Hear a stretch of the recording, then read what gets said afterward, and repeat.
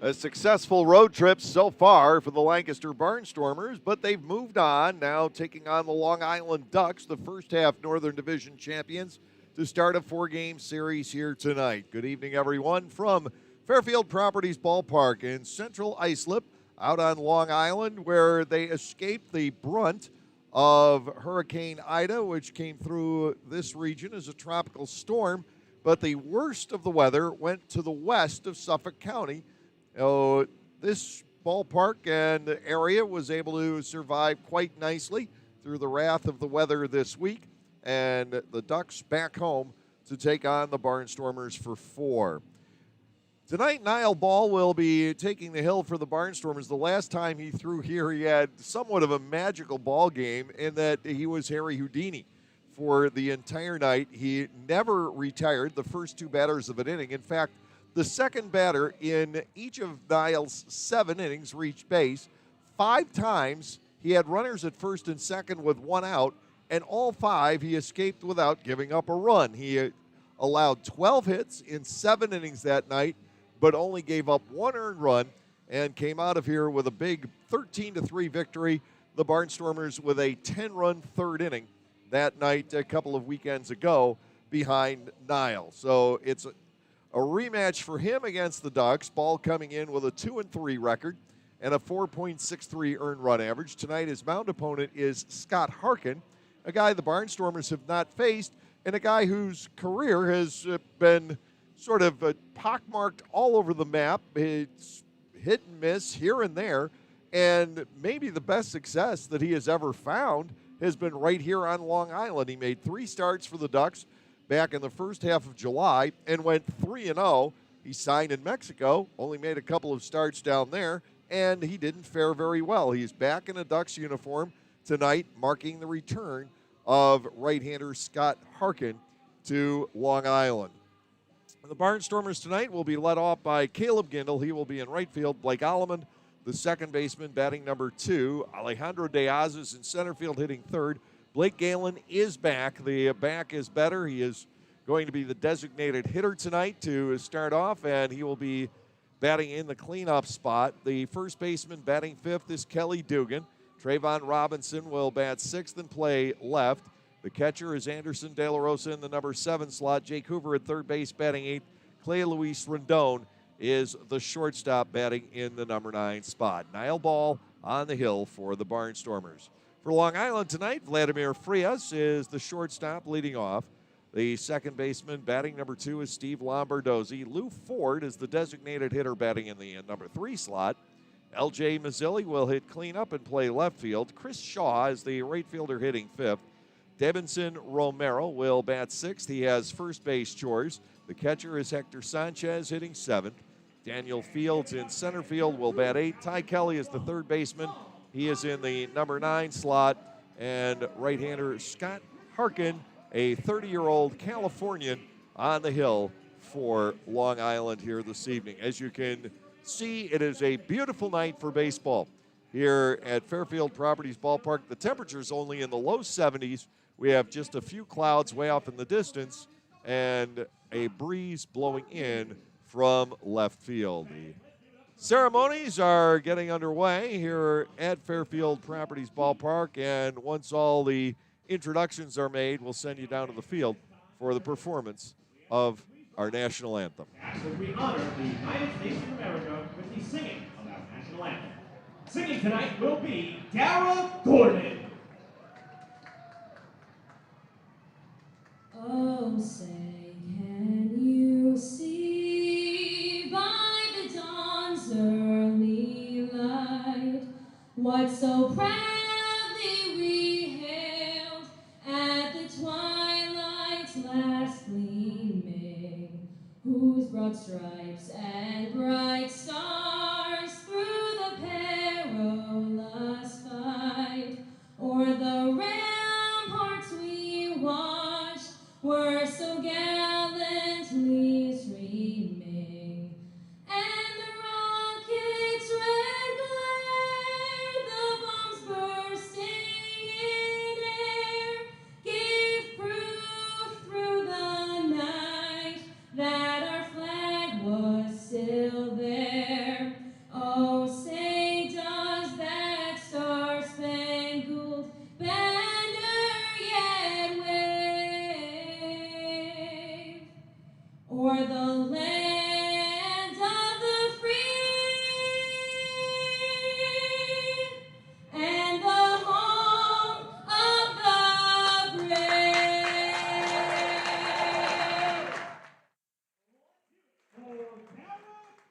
We are ready for baseball this evening here at Fairfield Properties Ballpark, the opener of a 4-game series. We have the 6:35 starts tonight and tomorrow. Then Sunday and Monday over this holiday weekend, we'll be playing in the afternoon, 1:35 for the 2 games to wrap up this series. The Barnstormers will be back home to take on the York Revolution on Tuesday. Lancaster tonight facing right-hander Scott Harkin. He made 3 starts for Long Island, won all 3 back in the first half of July. He pitched 17 innings, giving up 15 hits, 5 runs all earned. He walked 4 and struck out 11 in those 3 starts. He then went to the Mexican League, as so many do from the Atlantic League. He was a Tijuana Toro, appeared in 3 games. 2 of those starts, he was 0-1 there with an 11.57 earned run average. Earlier in the season, he was with the Kane County Cougars in the American Association. 5 starts there. He didn't win, although he pitched reasonably well. His earned run average with Kane County was 3.41. He'll be backed up defensively by Ty Kelly at third. The shortstop is Vladimir Frias. Steve Lombardozzi at second. Debinson Romero is at first. L.J. Mazzilli will make the start in left. The center fielder is Daniel Fields. Chris Shaw is stationed out in right, and behind the plate is Hector Sanchez. Our umpiring crew tonight has Jim Grillo calling the balls and strikes, or signaling the balls and strikes, more appropriately. Joe Iglio is the first base umpire, and Silvio Martinez is calling the shots over at third. Caleb Gindel is ready to lead off for the Barnstormers here this evening. He and Hector Sanchez, very, very good friends from their days together in the Giants organization back a few seasons ago. They embrace as Gindel walks to the plate. Caleb, after going 0 for 7 last night, hitting .284. He has 24 home runs and 65 runs batted in. Tough night, hitless in the entire doubleheader at Southern Maryland. The offering from Harkin, the first pitch, is up just a shade, and it is ball 1 and no strikes. Blake Alleman, the second baseman, and Alejandro Deaza, the center fielder, set to follow. The shadows coat the field. The Tough Sun field here is out in center where Fields is stationed. Ball 1 and no strikes, and to Gindel, the next offering, also just missing. And Caleb bats with a count of 2-0. Barnstormers tied with Southern Maryland for first place in the Northern Division. Long Island 3.5 out. York is currently 3 back. Swing and a miss by Gindel. And he has run the count to 2 balls and a strike. Kelly giving Caleb quite a bit of room over on the third base side down the line. Frias cheats up the middle, and Lombardozzi swung toward the hole. The center fielder Fields also has shifted toward right center. Here's the 2-1 offering. Gindel goes the other way. A fly ball to left being tracked down by Mazzilli, but he'll give up as the ball fades foul and drives up against a sidewall. Caleb Gindel alive at 2 balls and 2 strikes here. Leadoff batter for the Barnstormers here tonight. The Barnstormers coming off the split of the doubleheader at Southern Maryland last night, winning the opener 8-6 and dropping the nightcap 3-zip. Daryl Thompson with the complete game 3-hit shutout against the Barnstormers. Here's the 2-2. Gindel fouls another one off. Count holding to him at 2-2.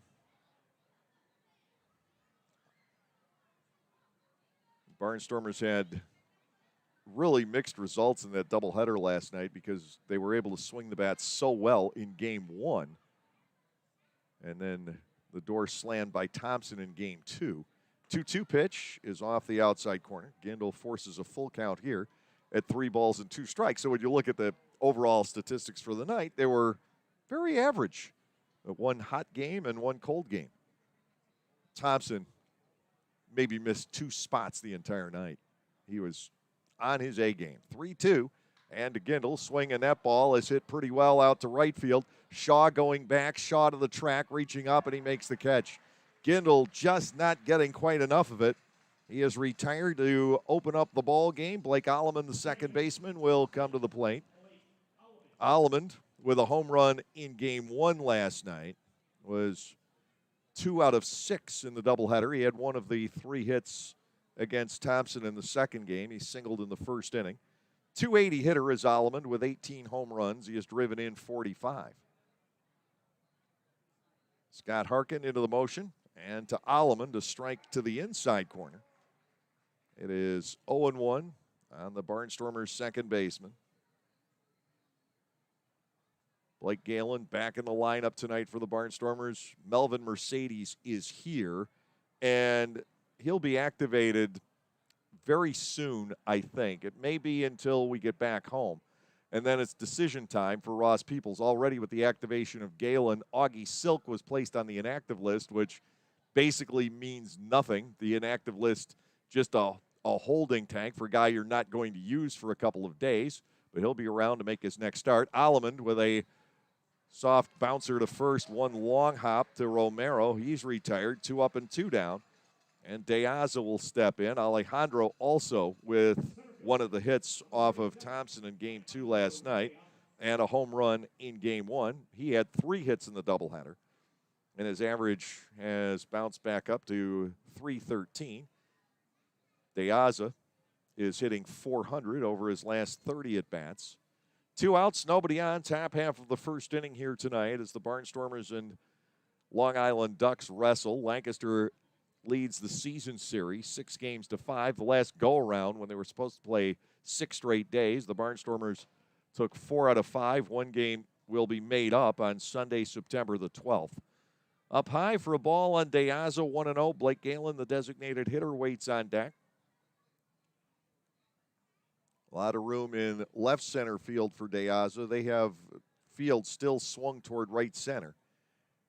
The delivery, and that is popped up on the right side by De Aza. Backing up maybe a step at most is Romero, and Harkin retires the side in order. This is much like what he did the first time through at the Ducks, better than a month ago. We didn't see him. 3 other Atlantic League teams did, and this was the result. He gets the side in order. The Barnstormers are down 1-2-3 in the top half of the first inning. We're at the end of a half. Lancaster nothing, and Long Island is coming up.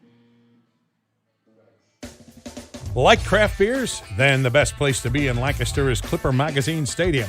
That's right, celebrate baseball or just a night with your friends at the Broken Bat Deck down the right field line. The Broken Bat features more than 20 local craft breweries plus product from a local winery. Food including Otto's Meatballs is sold off a pub-style menu. So get together, hang out with your friends, or make some new ones. Enjoy a night of craft beer sampling along with a Barnstormers game.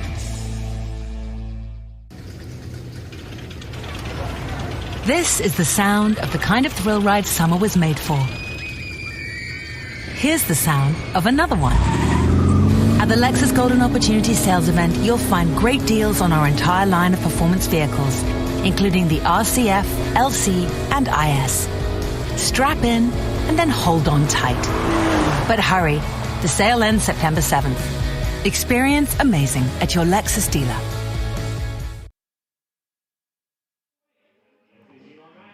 Niall Ball with the start for the Lancaster Barnstormers tonight. It is his 9th. He's faced every Atlantic League opponent possible in his 8 previous starts. 2-3 is Ball. He's allowed 51 hits in 46 2/3 innings, 24 earned runs. He's walked 31, starting to cut down on those, and 28 strikeouts for Niall. 2-3 with a 4.63 earned run average. A right-hander, 5'11" and 207 pounds from Decatur, Georgia. And traveled around for college, a couple of years in junior college, then a season with the Missouri Tigers, and finished up his career as a starter for UNC Pembroke, a D2 school. He was very successful there. He'll be backed up defensively by Jake Hoover at third. The shortstop is Clea Luis Rondon. Blake Allemond with the start at second base. Kelly Dugan over at first. Trayvon Robinson is in left. The center fielder is Alejandro De Aza. Caleb Gindel out in right. And Anderson De La Rosa working behind the plate for the Barnstormers here tonight. Switch hitting shortstop Vladimir Frias steps in to lead off for Long Island. Vlad checking in, batting .305. He's had a very solid year for the Ducks. 5 home runs, and he has driven in 33 on the campaign. The one-time Lancaster Barnstormer, part of the 17 and 18 ball clubs, which were both very, very successful teams on the field for Lancaster. Here is the wind, the first pitch by Ball, and Nile misses the outside corner. 1 ball, no strikes to Frias. Steve Lombardozzi, another switch hitter, waits on deck, and then Ford, purely a right-handed batter. Ball delivers, that is lined, and up for it goes Dugan. A very quick out and a nicely timed leap by the Barnstormers' first baseman. Vladimir Frias whistled the ball right at Kelly, 1 out. Steve Lombardozzi stepping in. Lombardozzi, .319 on the season, 13 home runs and 62 driven in for the son of the former Minnesota Twin. And Steve himself, a longtime Washington Nationals infielder. Here's the delivery, and ball finds the range for called strike. It is 0-1. Lombardozzi has hit .400 off of Barnstormers pitching on the year. Ball delivers, and this is sliced toward left center field, jogging over Deaza with a fairly routine play. Lombardozzi's retired, 2 up, 2 down. Lou Ford, the designated hitter, will come to the plate. The ageless wonder, we were talking about Olmo Rosario, and the Barnstormers recently played the West Virginia Power, and Olmo had just turned 41, and he's out there about 2 days out of 3 playing second base for the West Virginia Power. But Lou Ford, he's limited by and large to DH duties, but he's also now 45 years of age. He turned 45 back on the 12th of August. A one-time Minnesota Twin. The pitch to Lou is inside, and it is ball 1. 2 outs and nobody on board for the Long Island Ducks here in the bottom of the first inning. No score, and to Ford, swing and a miss. Ball gets it past him.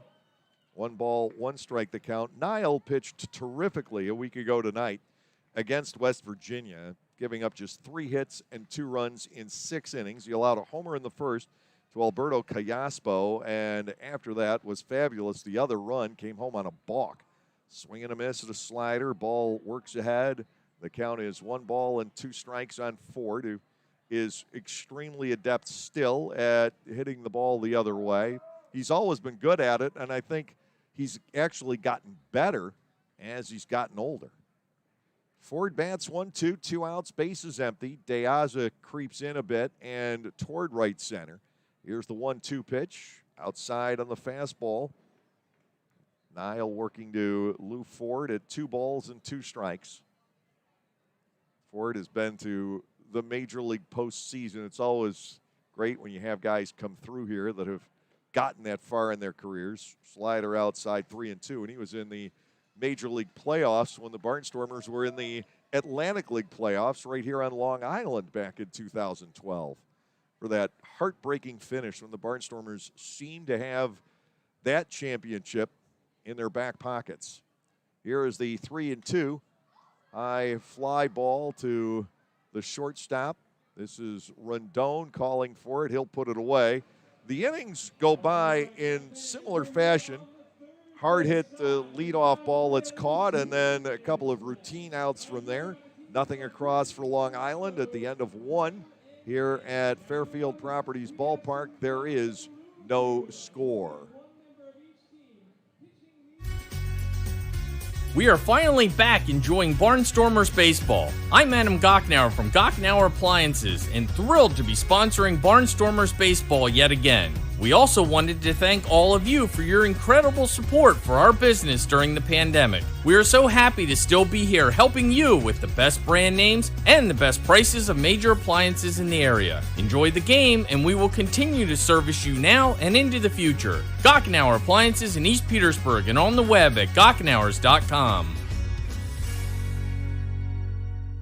New to Clipper Magazine Stadium in 2021 is Otto's Hospitality.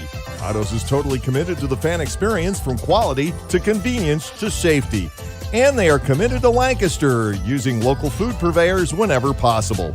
New menu items like homemade Brauhaus pretzels, Black Angus burgers, and Otto's meatballs are sure to make any Barnstormers game even more fun. Use self-ordering kiosks or your phone instead of waiting in the lines. That's Otto's Hospitality.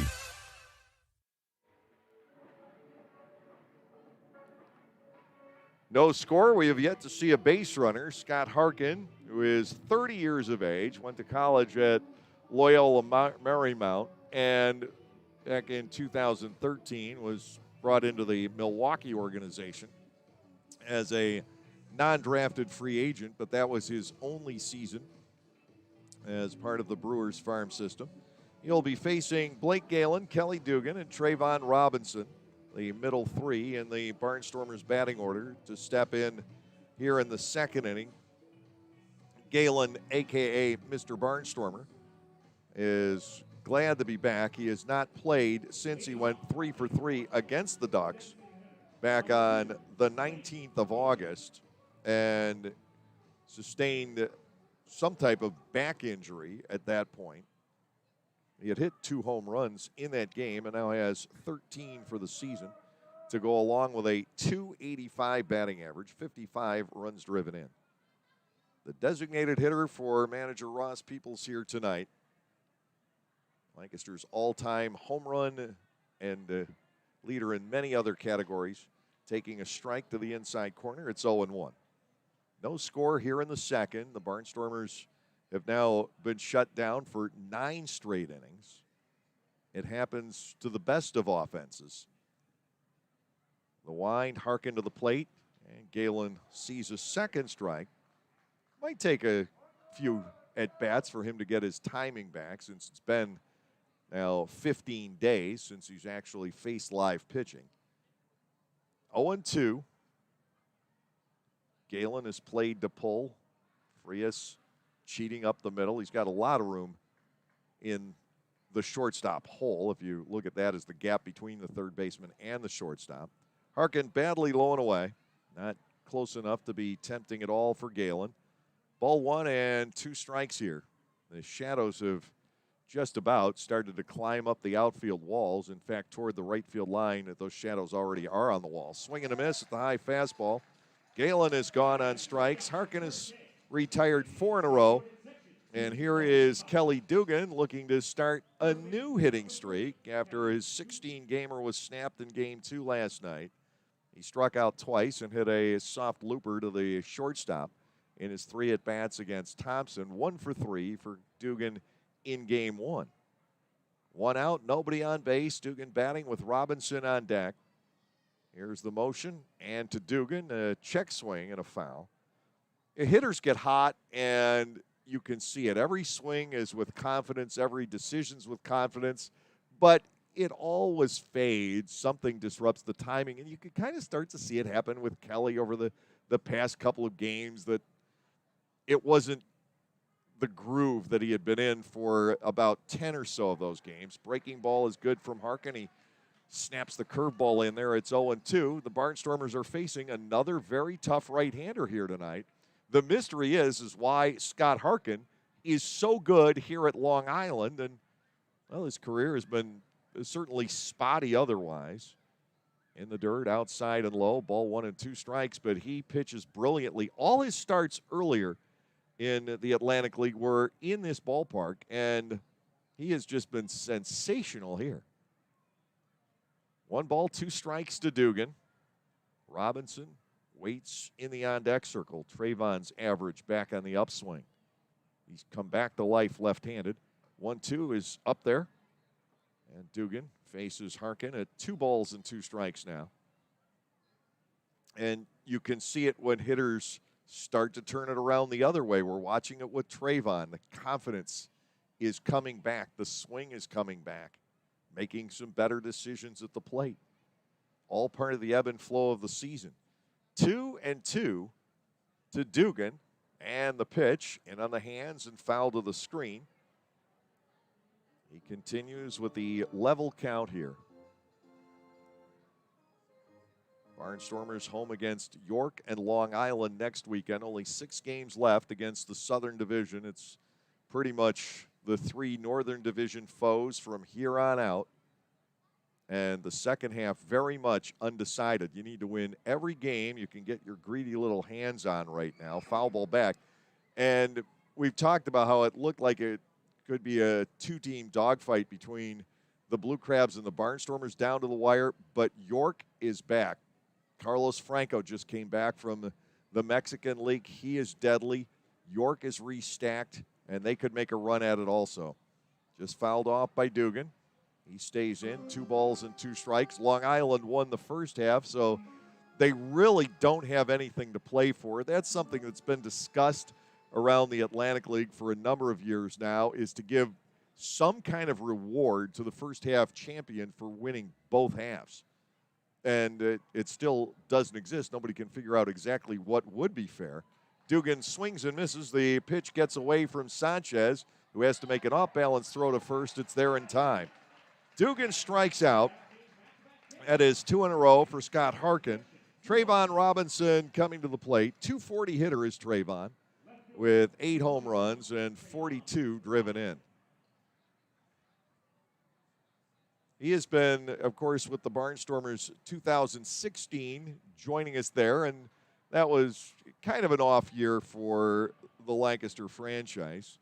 2017, tied for the league's best record and not making the playoffs, and then the heartbreak that was 2018. You know, something physically wrong with the catcher Hector Sanchez after that swing and a miss. He had to dart after the loose ball, and it seemed like he didn't realize right away where that ball was. It was not far away, and he is being checked out by Deanna Phillips, the trainer for the Long Island Ducks. I'm sorry, Deanna Reynolds, the trainer for Long Island. He seems to be okay. Harkins checking on him. Sanchez, obviously, from what you've seen already, has friends on both ball clubs. He's extremely well liked around this game. I've never had the pleasure of meeting Hector Sanchez, but usually players on opposing teams will grumble if somebody has any character flaw whatsoever. You'll hear about it. And you just do not hear a bad word ever about Sanchez. 2 outs. Huge breaking ball is high to Trayvon. Ball 1 and no strikes. Anderson De La Rosa, the catcher, waits on deck. It's been 5 up and 5 down so far against Scott Harkin. 3 up and 3 down against Niall Ball. We are scoreless here in the top half of inning 2. 1 ball and nothing. And to Trayvon, he busts his bat, hits a slow ground ball to second, easily handled by Lombardozzi. 1, 2, 3 go the Barnstormers in the top half of the second inning. Harkin on a roll early tonight. Now Long Island will step in with Mazzilli, Shaw, and Romero against Niall Ball. It is still scoreless here at Fairfield Properties Ballpark.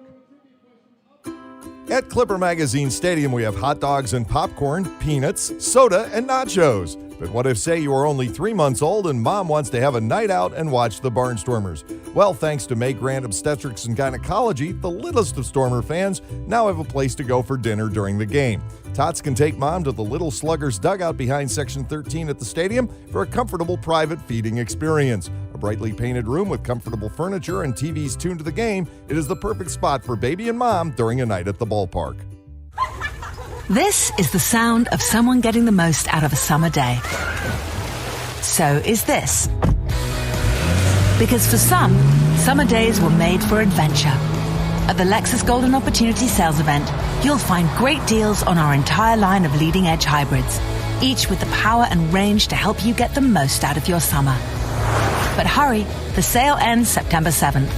Experience amazing at your Lexus dealer.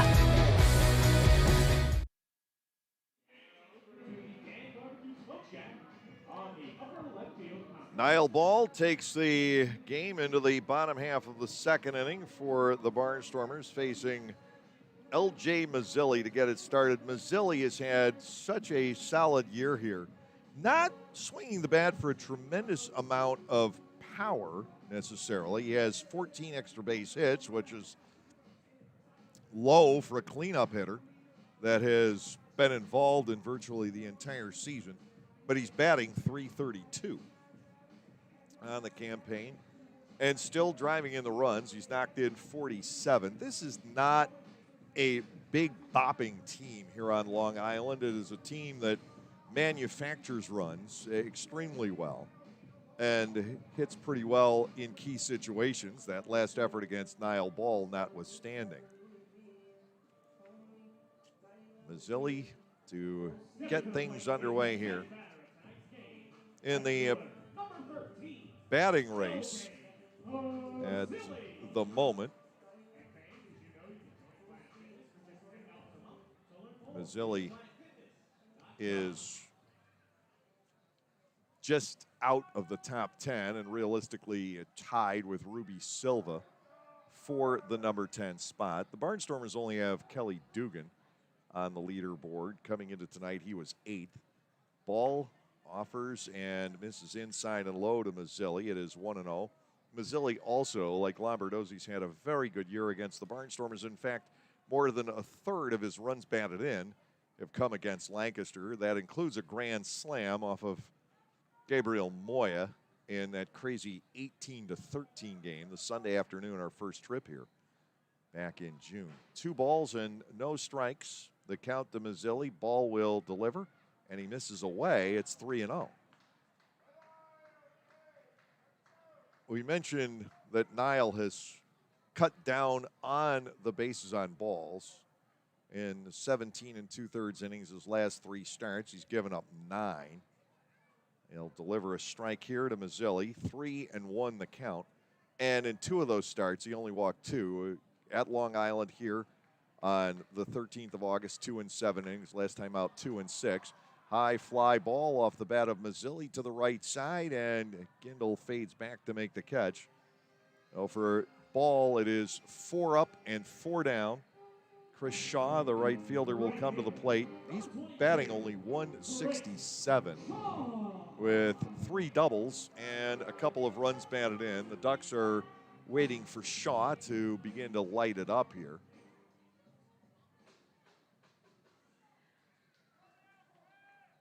Guy that they brought in right around the time of that 5-game home-and-home series recently. Ball is high and outside to him. It is 1-0. Davidson Romero waiting on deck. Chris Shaw had a little bit of time at the major league level with the San Francisco Giants in 18 and 19. He hits a fly ball well to left center field. Sprinting back on that is Deaza. He will dig it out of the gap. Didn't get to it on the fly. And the throw back in, not in time to get Shaw at second base. So the first base runner of the game stands at second with 1 out here in the second inning. Romero will step in. Shaw at the major league level batted 72 times officially, 82 plate appearances. He had 2 doubles and 1 home run. Davidson Romero will try to pick up the run. And imagine that, Niall Ball giving up a 1-out base hit here on Long Island, something he did 7 times in a row in his last start here. Now, in the first inning, he got through that, 1-2-3, as Lombardozzi flied to center field as the second batter. In the 2 innings where that second batter hit was a double, he gave up the run. When it was a single, he never did. Ball's pitch to Romero, a strike at the outside corner on the knees. And it is 0-1 on the right-handed batting corner infielder playing first tonight. .279 hitter with the Ducks this season is Davidson Romero. Next pitch, a close shave. It is 1-1 on Romero with the catcher Hector Sanchez, switch hitter, waiting on deck. Barnstormers and Long Island Ducks in a scoreless battle, bottom half of the second inning. The Ducks threaten here on the 1-out double by Shaw. Ball 1, strike 1. Here's the wind, and to Romero, outside and low, flagged by De La Rosa. 2 balls, 1 strike. The lights, the LED lights, beginning to take over here in Central Islip, adjacent to the Suffolk County Courthouse, as we see the last rays of sunlight creep up the right field wall. This is sliced toward the gap in right center field. Over goes Gindel. He will make the catch. Shaw tagging and digging for third, and the throw will come up short. Davidson Romero with the fly out to right field. 2 outs, and Shaw over at third for Sanchez, the catcher. batting .222 for the year.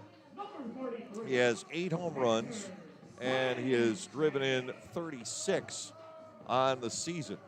And Sanchez has hit safely in 8 in a row, going 11 for 30, batting .367. And last time we were here, he was sub 200. He was on the wrong side of the Mendoza line. Now beginning to climb, and this important at bat for him. 2 outs, runner at third. Ground ball up the middle, and that will get through. Right over the mound into center. Ball couldn't stop it. Sanchez knocks home the game's first run. Ducks take the 1-0 lead. Sanchez rolling the ground ball base hit up the middle, and now Daniel Fields, the center fielder, will step to the plate. .287 with 8 homers, 36 runs batted in. I'm not sure if this is a broadcaster's dream or a nightmare. You've got a pitcher named Ball and a hitter named Fields. The available lines are all just way too cheesy, and you trip over yourself trying to avoid them. Sanchez has a couple of stolen bases. He's trimmed off a lot of weight since a couple of seasons ago. Now Fields crushes the ball deep down the right field line. It is hooking, and the walls will not contain it. That stayed fair. It is a home run for Fields, and Long Island has jumped ahead very, very quickly here in the bottom half of the second inning. They're on top by a 3-0 score with Ty Kelly, the third baseman, due. 2 outs in the inning. Everybody's hit the ball pretty well against Nile here in this second inning. The Ducks have faced Nile just 3 Fridays ago. The Barnstormers have never seen Harkin. That can be a difference early on, and Long Island kind of knows what to expect here tonight, and they have been able to take advantage of that. There have been some loud outs, and now 3 runs on the board. Ty Kelly steps in, and he will take a strike at the knees. It's 0-1. It's not that Nile doesn't have the stuff, but he and De La Rosa need to come up with some kind of a backup plan. 0-1 pitch, and that is lifted foul out of play. No balls and 2 strikes because you've got so much experience. Lombardozzi's played at the major league level, as is Ford, as is Shaw, as is Sanchez, Fields, and Kelly. So you've got a lot of guys who have been around the block here. Ball just off the inside corner. He thought he had it, and Kelly bats at 1-2. Ducks leading 3-0. The Barnstormers certainly know enough by now. They're not intimidated by early deficits, but they do have to start getting the offense back in gear after last night and the start tonight. Foul tip that is held by De La Rosa. Ball records his first strikeout as Kelly fans in the inning. 3 runs on 3 hits with no errors, nobody left on base. Daniel Fields with his 9th home run of the season following the RBI single by Hector Sanchez. Kelly still thinks he fouled that into the dirt, but Jim Grillo is not going to grant him any kind of recourse here. We'll go to the 3rd inning. The Barnstormers trail the Long Island Ducks by the score of 3-0. Localflavor.com, local flavor. Localflavor.com, local flavor. Excuse me, are you saying localflavor.com? Oh, yeah, it's where I save big bucks on all kinds of things. Home improvement projects, dining out, family fun, electronics, jewelry, clothing. I even bought my wife a fancy spa package for half price. Half price? Yep, you know all the deals you find in Clipper Magazine. I love Clipper Magazine. Well, they're all on localflavor.com too. And you can get them right on your phone thanks to localflavor.com's mobile app. Here, take a look. Well, this app is amazing. Look at all these restaurants, amusement parks, car washes, fitness centers. This is worth sharing about. Exactly. Localflavor.com online, the Local Flavor mobile app, and Clipper Magazine together. It's like a triple play. Do the cheer again. I'm in. Localflavor.com, local flavor. Come on, everybody! Localflavor.com, local flavor. Localflavor.com, local flavor. For the youth of our area, the Barnstormers are offering a wide variety of camps throughout the summer to teach everyone some tips on baseball and softball. Camps are offered to kids as young as 4 and as old as 12. Some even involve the parents. They run from June 15 all the way through August 28. For more information, go to LancasterBarnstormers.com and click on the Clinics tab. All presented by Orthopedic Associates of Lancaster. Well, the Barnstormers is a team 2 games over 500 for the season. But if you look at the statistics on who scores first, well, you would certainly not think that, since the Barnstormers have gotten that first run less than 40% of the time this season. When the Barnstormers score first, they are 22-11, but when they haven't, they are 21-30. So just because they're down 3-0 after 2 innings certainly does not mean that a comeback here isn't in the offing. Look at Tuesday night. They were down 5-zip through 5 innings against the Southern Maryland Blue Crabs. They came back to win that one by a score of 8-5. This is a great late inning team, not a very good early innings team. In fact, the Barnstormers, with the 3 runs in the second inning tonight, have now given up 284 runs in the first 3 innings of ball games this season, and that's, even though it's improving, it is still an average between 3.4 and 3.5 runs per night in the first 3 frames. And any other season, that would be a killer to a ball club, but this team's averaging better than 7 runs. They know they can come back from it. Harkin working to Anderson De La Rosa, and De La will look at a strike. It is 0-1. Barnstormers got a deep drive to the warning track in right field from Gindel leading off the night, and nothing has been hit hard at all since then. 6 in a row set down by Scott Harkin. The Barnstormers trying to figure out just what they're facing here in this right-hander. Here's the 0-1 to De La Rosa. That is banged foul off to the right and out of play. It is 0-2 to him with Jake Hoover, the right-handed batting third baseman, waiting on deck. But all of a sudden, the Barnstormers offense, they faced Thompson last night and got nothing accomplished. They haven't gotten anything started against Harkin for 2 innings this evening. And when you face somebody like Thompson, your timing can get off. Fouled back. De La Rosa will stay in at 0-2. And the other thing is that they have faced pitchers 2 games in a row who are doing nothing but throwing strikes. Thompson did it all night long. I didn't get the final figures, but I would have to say 75% of his pitches were strikes last night. Harkin working very much the same way. De La Rosa gets the breaking ball and with a check swing rolls it foul to Romero. And Anderson still in the batter's box with the count of no balls and 2 strikes. Lovely evening here on Long Island. A bit of a fall in the air. You can definitely feel the change of seasons up here, especially it's 7:13 and the sun is almost down. But you've got that tinge of the autumn weather starting to arrive here on Long Island. Breaking ball, De La Rosa gets underneath and lifts this out to center field. Daniel Fields will be there. That is 7 straight, retired by Scott Harkin. Jake Hoover, the third baseman, will come to the plate.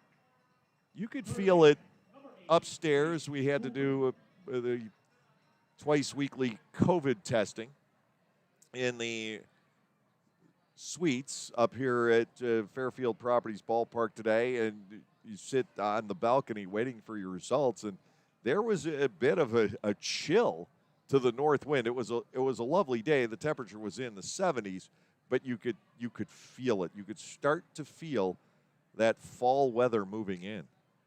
Here is Jake Hoover, and he turns out of the way of an inside fastball, 1-0. Hoover at 234 now with 14 runs batted in. A couple of base hits in the opener last night, 0 for 2 against Thompson in game 2. He's got some room just to the left side of second base. In fact, they give Jake a tremendous amount of room also on the right side, and that's where he likes to hit. Maybe they don't feel he's going to be able to shove the ball the other way against Harkin. But Hoover largely is an opposite field type hitter. So he's got a pretty substantial opening between Lombardozzi and Romero. We'll see if he can find it. He's ahead of Harkin at 2-0. 3-0 Ducks here in the third inning. And Hoover, it is high, ball 3, and Jake has the opportunity to become the Barnstormers' first base runner of the game. Harkin has gotten 2 fly balls, 2 strikeouts, 2 ground outs, and 1 pop-up. Pretty well spread out. No real trend to anything except balls not being squared up. Here's the 3-0. Hoover will watch, and ball 4 is low. Harkin, who had been almost pinpoint with his control to 7 batters, loses Hoover on 4 pitches in pretty much 4 separate directions.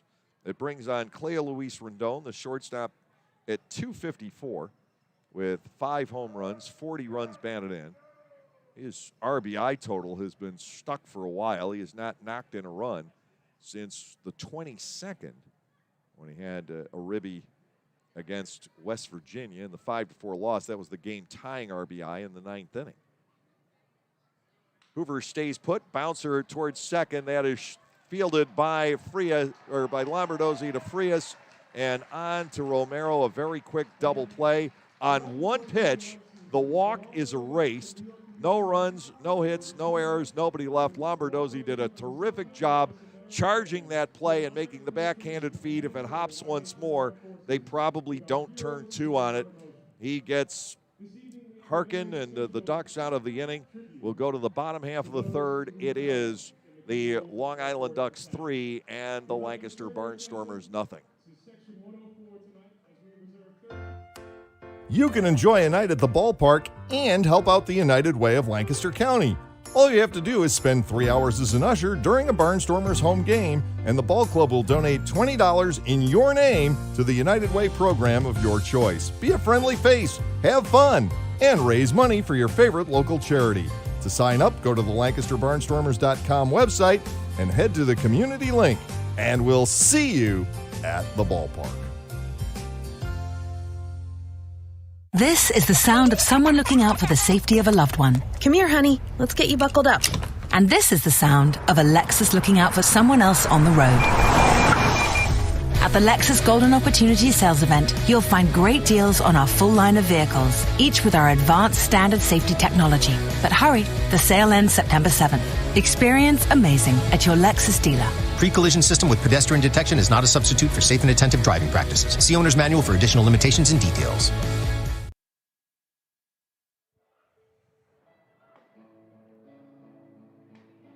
Top of the order will step in for Long Island. The Ducks batting in the bottom of the 3rd. They've opened up a 3-0 lead, and so far the Barnstormers have not found any kind of a deficit in the game of one Scott Harkin. He has thrown 3 shutout innings, 3 hitless innings, giving up just a walk, and he has faced 0 batters over the minimum. Last night, Thompson in his 7-inning shutout faced only 2 batters over the minimum, as the Barnstormers offense has gone into a little bit of a stall, but I have to believe that is, at this point, the opposing pitching, as the offense had been so solid going in to that second game last night. Perhaps Thompson just got the Barnstormers knocked off their feet a little bit.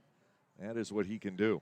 Vladimir Frias leads off here in the 3rd, starting the ball game tonight for the Ducks. He lined out to Dugan with a leaping catch over at first. Called strike on the outer corner. It's 0-1.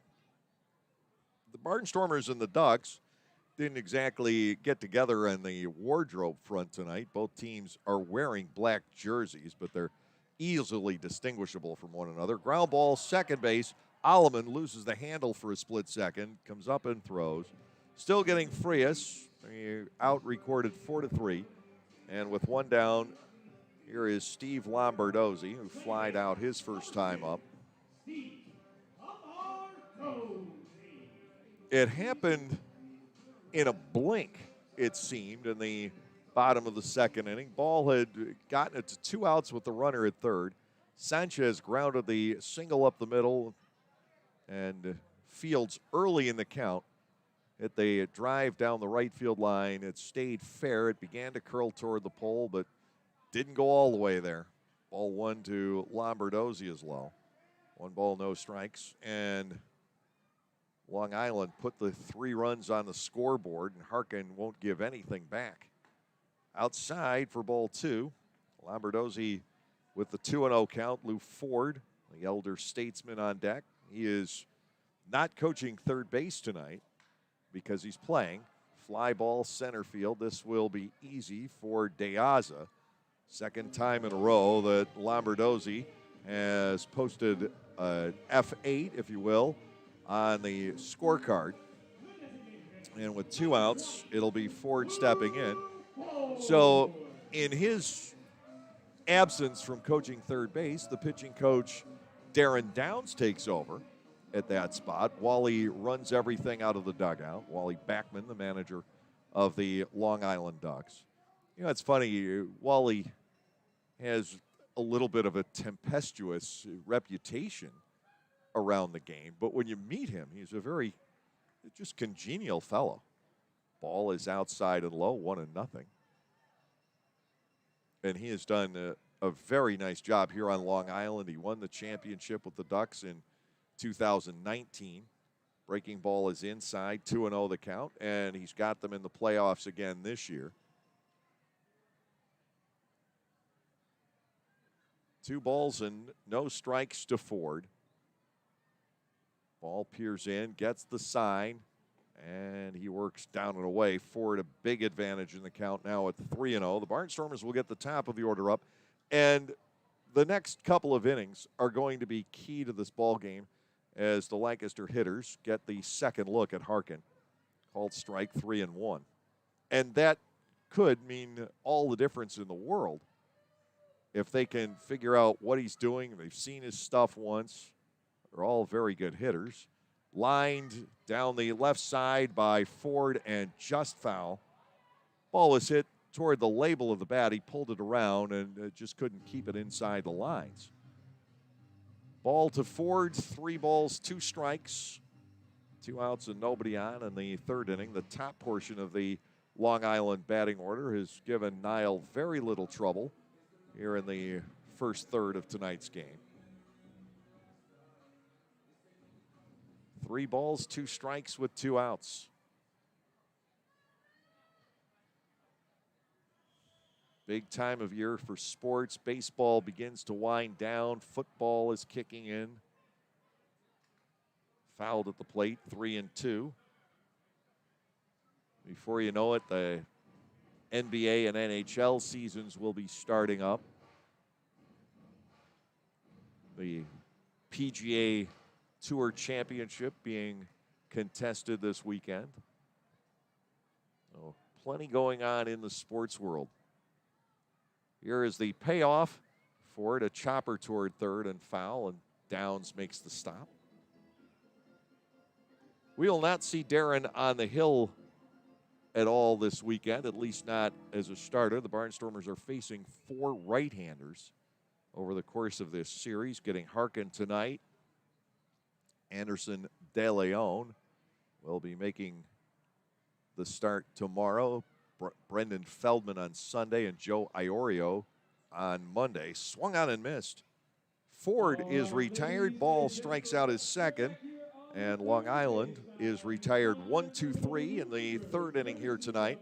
We have completed 3. The score is still the Long Island Ducks 3 and the Lancaster Barnstormers nothing.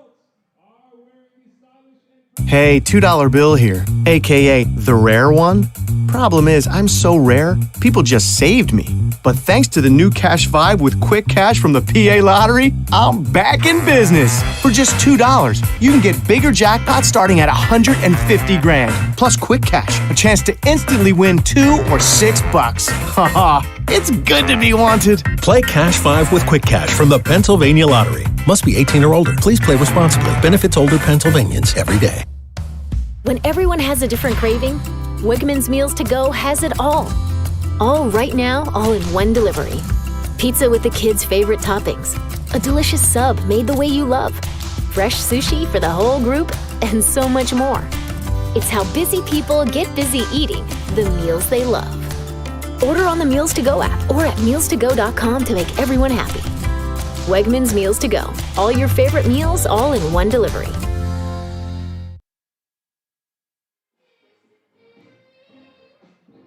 Three runs on 3 hits.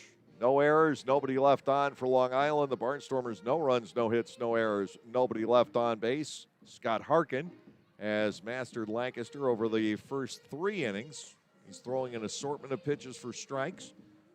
Caleb Gindel led off the ball game with a deep fly out to right field, and Anderson De La Rosa has reached the outfield as well, a medium depth fly to center. And that has been it for the Barnstormers in terms of any kind of solid contact against this right-hander. Facing him for the first time, he has been, as I said earlier, tremendous pitching here in Central Islip. So perhaps Darren Downs has given him a tip or two along the way. Obviously, he feels very comfortable on this mound. His numbers here compared to his numbers anywhere else in his career are quite impressive.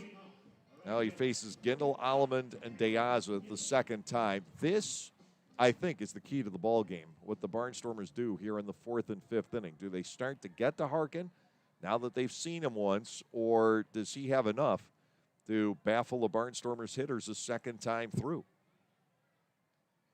Gindel leading off. Again, he flied out to Shaw in right field on the track his first time up. Here's the motion and the pitch. Caleb looks at ball 1 down low. 1 ball and nothing to count here. The Barnstormers down 3 in the top half of inning 4. Gindel with a lot of room out in left center field. The pitch, breaking ball, swings back to the outside corner. It's 1-1, and that is what is making Scott Harkin so tough, is that he's got 3 or 4 pitches and he can throw them all for strikes. Gindel, judging by his reaction, didn't think that ball had gotten all the way back. Here's a 1-1 offering. Caleb checks, and ball 2 is inside and low. So the count in any regard is in Caleb's favor at 2 balls and a strike. Blake Allemond waits on deck. In terms of the number of pitches thrown by these 2 starters, they're roughly the same. The hits came quickly to score the 3 runs in the bottom of the 2nd inning. Gindel goes after the 2-1, pops this up behind third base. Going back is Kelly, turning into foul territory, and he is there to make the catch. That retires Gindel, and now Harkin is set down 9 of 10, and he's faced just 10 through 3 1/3. Blake Allemond will step in. Blake with a chopper to the first baseman Romero back in the 1st inning. Well, the Barnstormers have their hands full for the 2nd night in a row. There's a lot of pent-up energy in this lineup.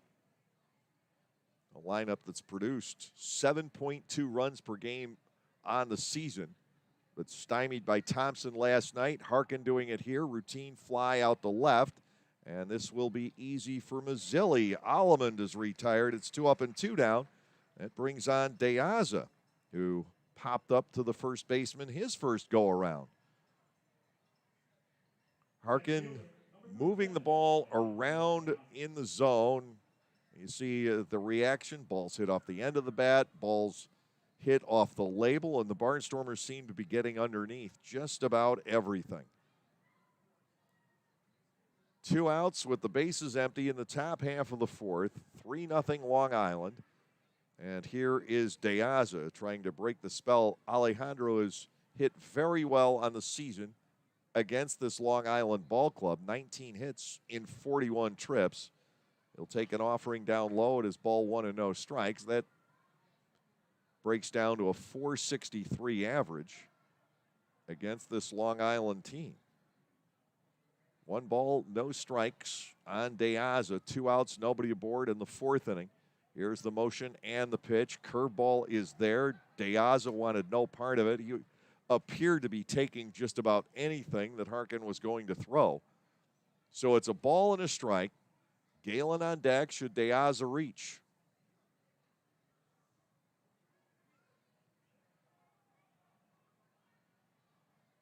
Right-hander delivers, and it's pulled on the ground, base hit right field. De Aza breaks that spell as he picks up the Barnstormers' first hit of the game, and Alejandro now has batted safely in 9 out of the last 10. Blake Galen steps in. He was a strikeout victim back in the second inning. Barnstormers have just their second base runner of the entire ball game.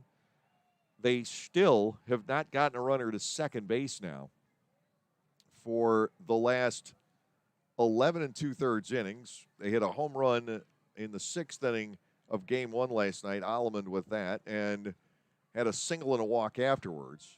Outside to Galen for a ball, it's 1-0. But when the Barnstormers have gotten base runners, and those have been few and far between, it's been on a single or a walk and one per inning. 2-out base hit for De Aza. He leads off first. Galen bats 1-0 and gets ball 2 off the outside corner. Kelly Dugan waits on deck. Maybe a 2-out breath for the Barnstormers here in the fourth inning, a breath of hope. Runner already on. Galen bats at 2 balls and no strikes.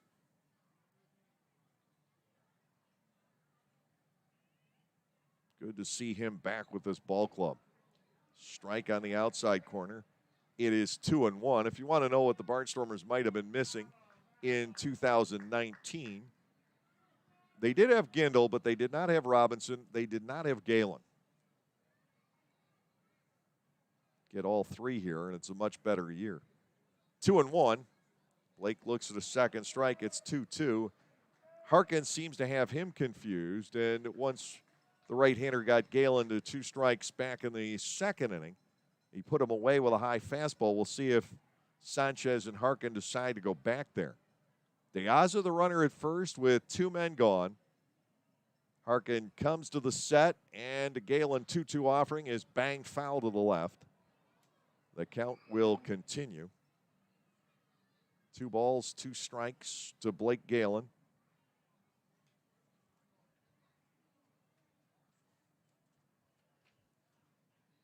Galen, as the designated hitter, is only 2 for 22 on the year. He does have 1 home run in the DH role. Here's the 2-2 pitch. Looped toward right center field. It has a chance to fall in. It does. A base hit. De Aza is going to make the turn and go to third easily as Blake Galen dunks a little single into right center field. And the Barnstormers with a scoring chance for Kelly Dugan, a strikeout victim back in the second inning. Dugan tied for the club lead with 65 driven in for the season. But he went the entire doubleheader last night without driving in a run. In fact, the entire series at Southern Maryland without knocking one home. A chance here and a chance for the Barnstormers to get right back into the thick of this ball game. Big at bat for Dugan here in the top of the fourth inning. Now that the Barnstormers finally have an opportunity. Kelly gets a breaking ball. It twists low. Ball 1, no strikes. Trayvon Robinson's on deck. The Barnstormers trying to take advantage of a pair of 2-out base hits. De Aza on the ground and Galen with a little pop fly that fell into no man's land. The triangle out in right center field. Ball 1-0 to Dugan. Kelly swings and rips that. It is foul. 1 hop off the glove of the diving Davidson Romero. 1-1 to Kelly. A week ago, he was in that mode where a situation like this was automatic. He was going to drive in that run from third base.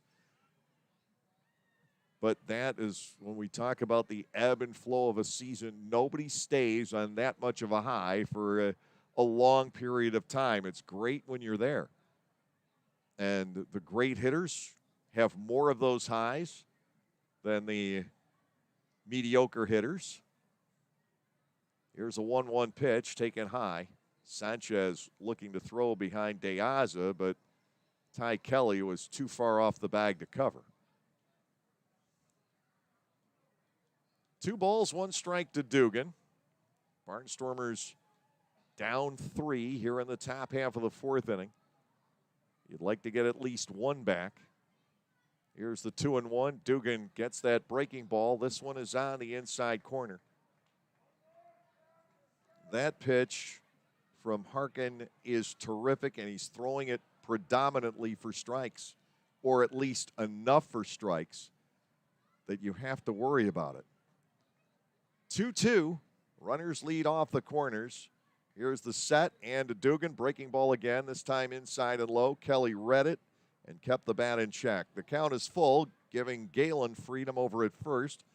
De Aza has to be a lot more conservative at third base and wait for contact. Ducks with the quick 3 spot in the second inning. The Barnstormers have their first chance to score here in the top of inning 4. 3 balls, 2 strikes to Dugan. Big pitch coming. Robinson in the on-deck circle. Here is the payoff. The breaking ball is hit in the air, center field. He got under it. Daniel Fields coming on for the easy catch, and Harkins has pitched his way through the 4th inning jam. No runs, 2 hits, no errors. The Stormers leave a pair. We'll go to the bottom of the 4th. Long Island is up by a score of 3-0.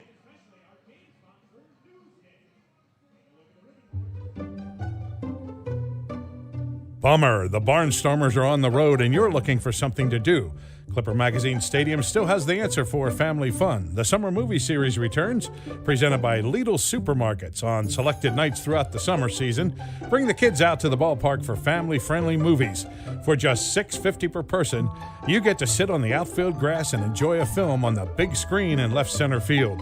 Showtime is 7 p.m. For more information and movie listings, go to LancasterBarnstormers.com and click on the events page. 72 years and 4 generations and still going strong. We are Gochenauer Appliances in East Petersburg, and we want to be your appliance store now and into the future. We sell all the best brand names of appliances at the very best prices. We also deliver, install, and service what we sell. Shop local and with your 4th-generation hometown appliance store. Come to Gochenauer Appliances and see what a great appliance purchase experience is all about. You can even shop from home now at Gochenauers.com. Thanks for your support.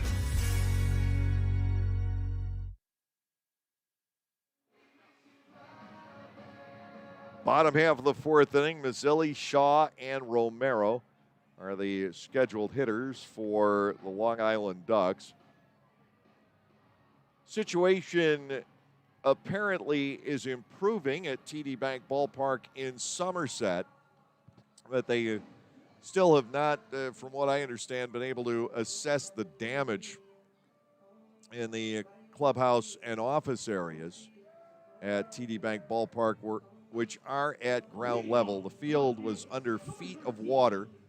The floods have receded, but it's not exactly sterile water that comes through and leaves. It leaves all the dirt and grime and debris in the way, and water, of course, is very damaging in and of itself.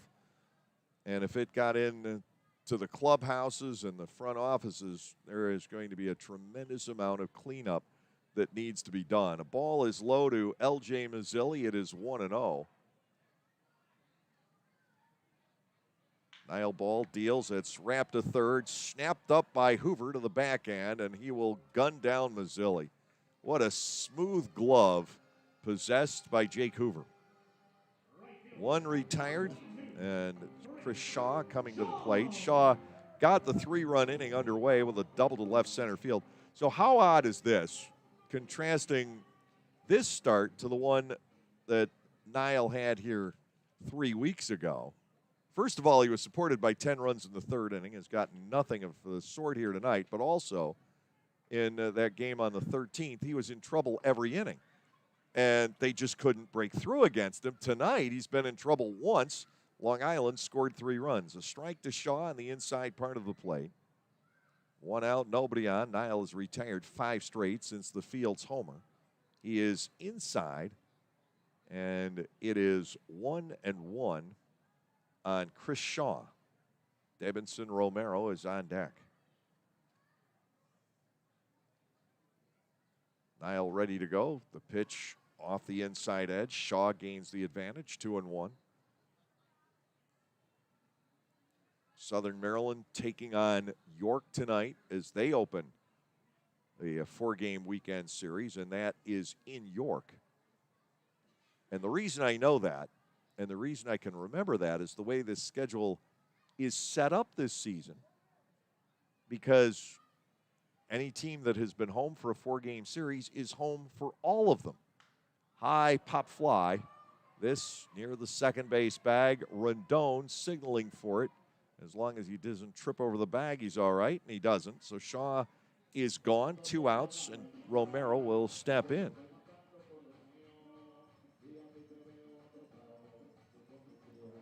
Southern Maryland leads that game tonight, 1-0, bottom of the 4th. Carl Bryce has started to pitch extremely well for the Blue Crabs.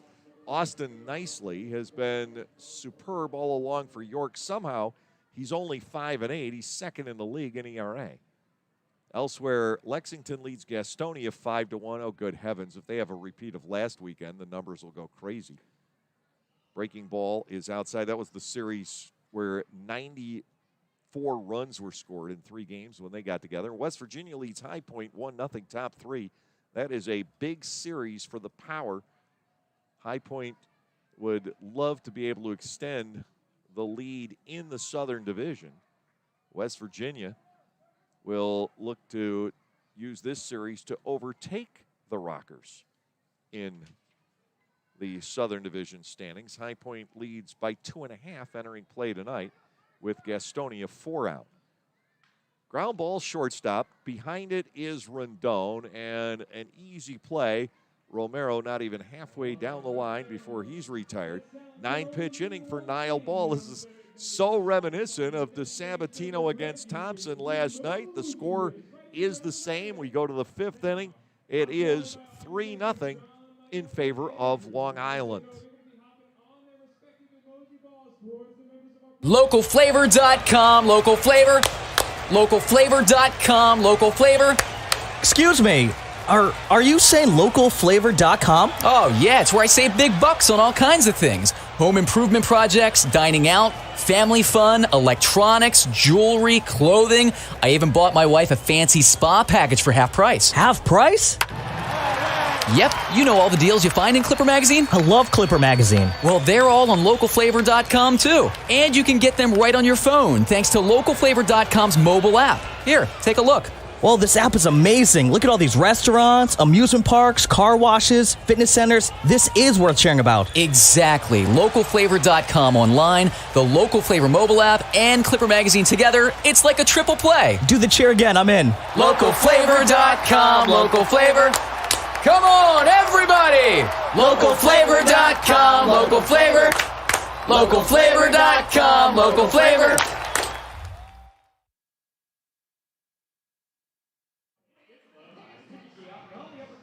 Scott Harkin working on a shutout for the Long Island Ducks as we go to the top of the 5th inning. 3-0 score. The Barnstormers began to break through against the right-hander last inning, but a pair of 2-out singles does not a run make. They couldn't capitalize on that chance. We'll see which way the momentum goes against Harkin. Does he pull it back together and start throwing 3-batter innings again, or do the Barnstormers continue to figure them out and put together a chain of base hits? Robinson, De La Rosa, and Hoover are the scheduled batters in this 5th inning for Lancaster. Sky is now completely dark here in Central Islip. Imagine what it will be on our next trip here, which is our final road series of the season.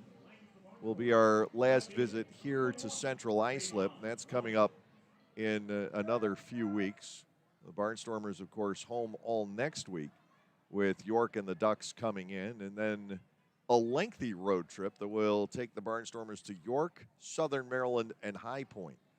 To Robinson, the breaking ball doesn't curl back. It is 1-0. The Barnstormers seeing more and more and more of Harkin's number 2 pitch. We'll see if they can lock in on it at some point. Robinson grounded out back in the 2nd inning, 0 for 1.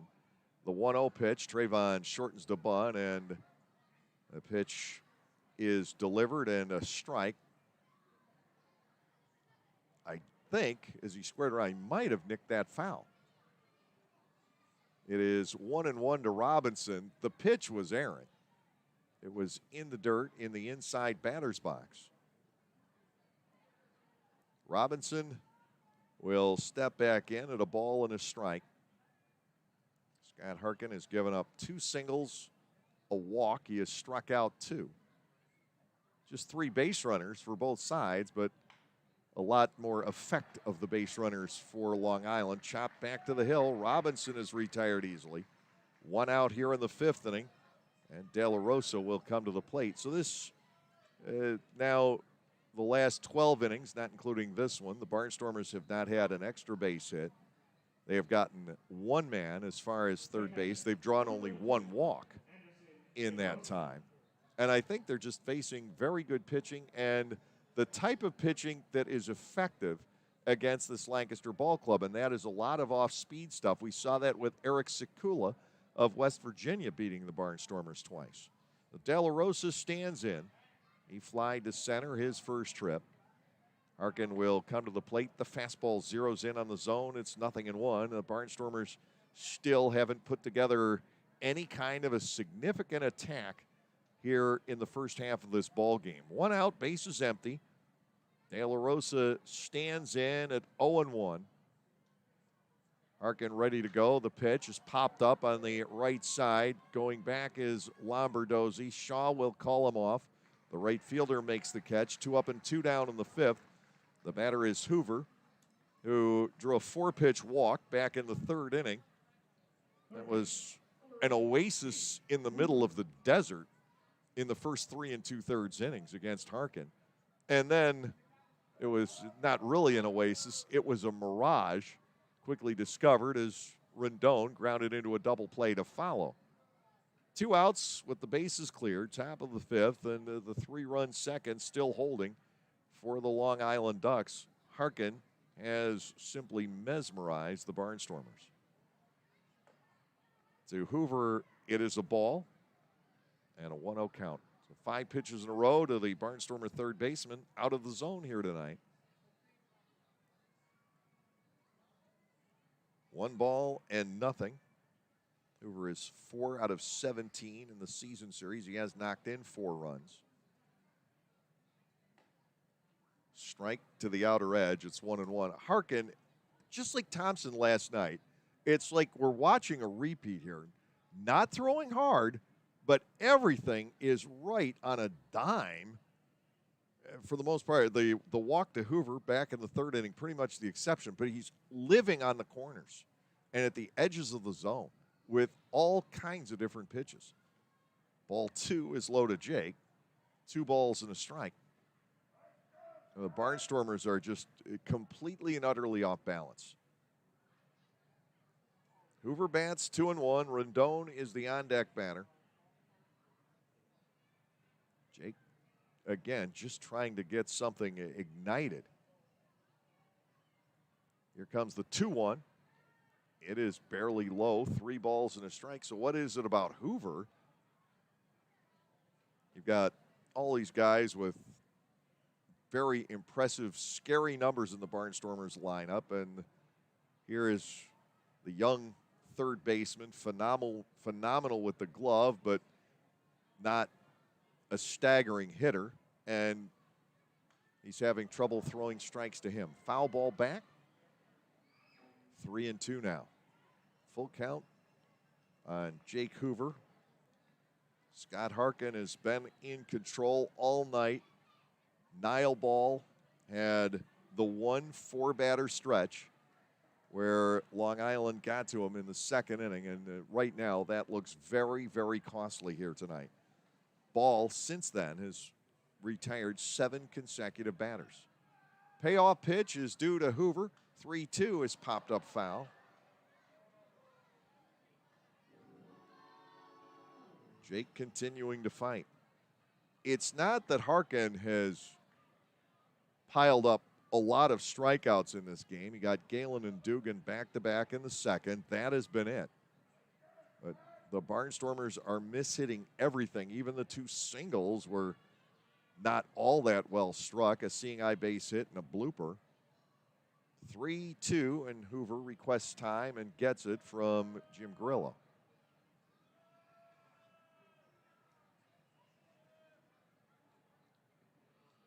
Hoover in there 3-2, but If you followed the Barnstormers all season long, you know that at any given time, this team can just erupt. Payoff pitch is due. Hoover will lift another foul. He is at least running up Harkin's pitch count for the benefit of the rest of the ball club here.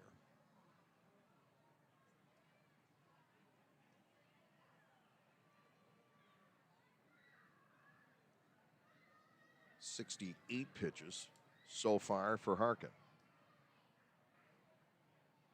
Niall has thrown 49. 3-2 once more. Harkin to Hoover. The payoff, a fastball cut on and missed. That is the third strikeout for the right-hander. The Barnstormers go down very quietly here in the top of the fifth inning. We are halfway through regulation tonight with the score. The Long Island Ducks 3 and the Lancaster Barnstormers nothing.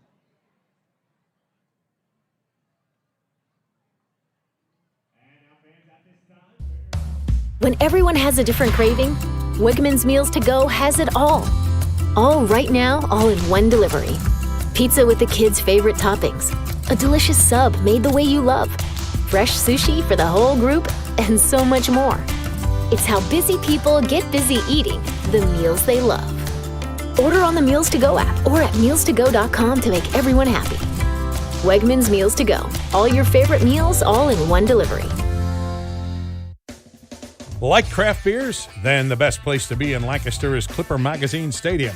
That's right, celebrate baseball or just a night with your friends at the Broken Bat Deck down the right field line.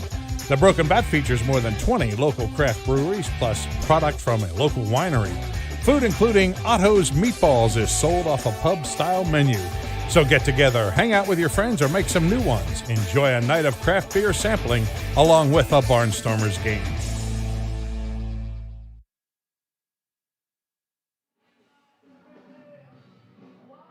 Niall Ball has retired 7 straight. He faces Sanchez, Fields, and Kelly. All will face him from the left side here in the bottom half of the fifth inning. And this was the segment of the lineup that got to Niall back in the second inning.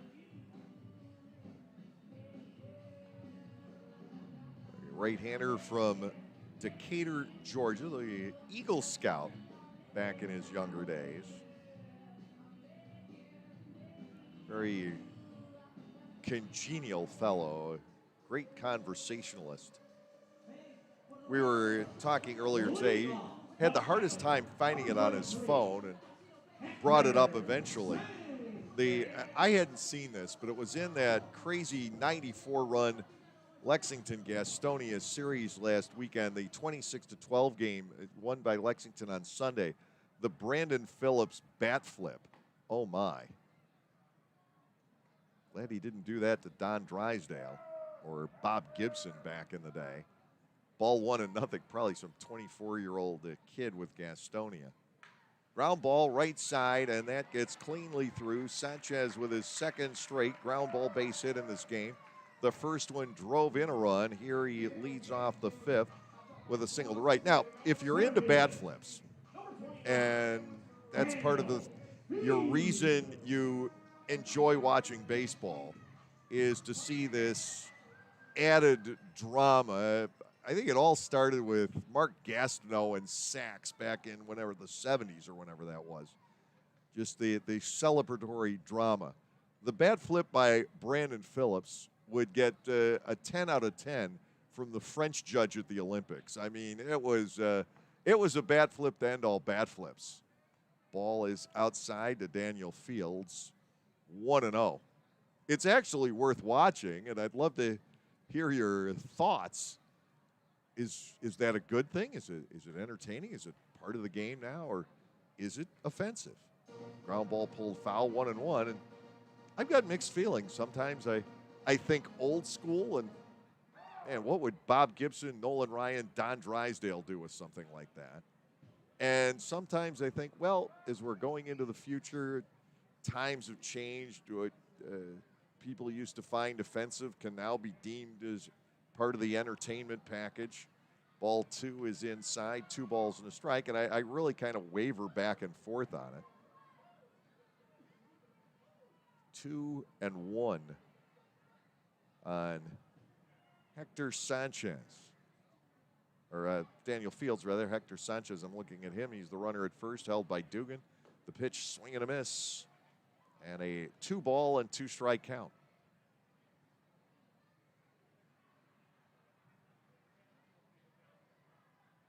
Obviously, anything can be carried to an extreme.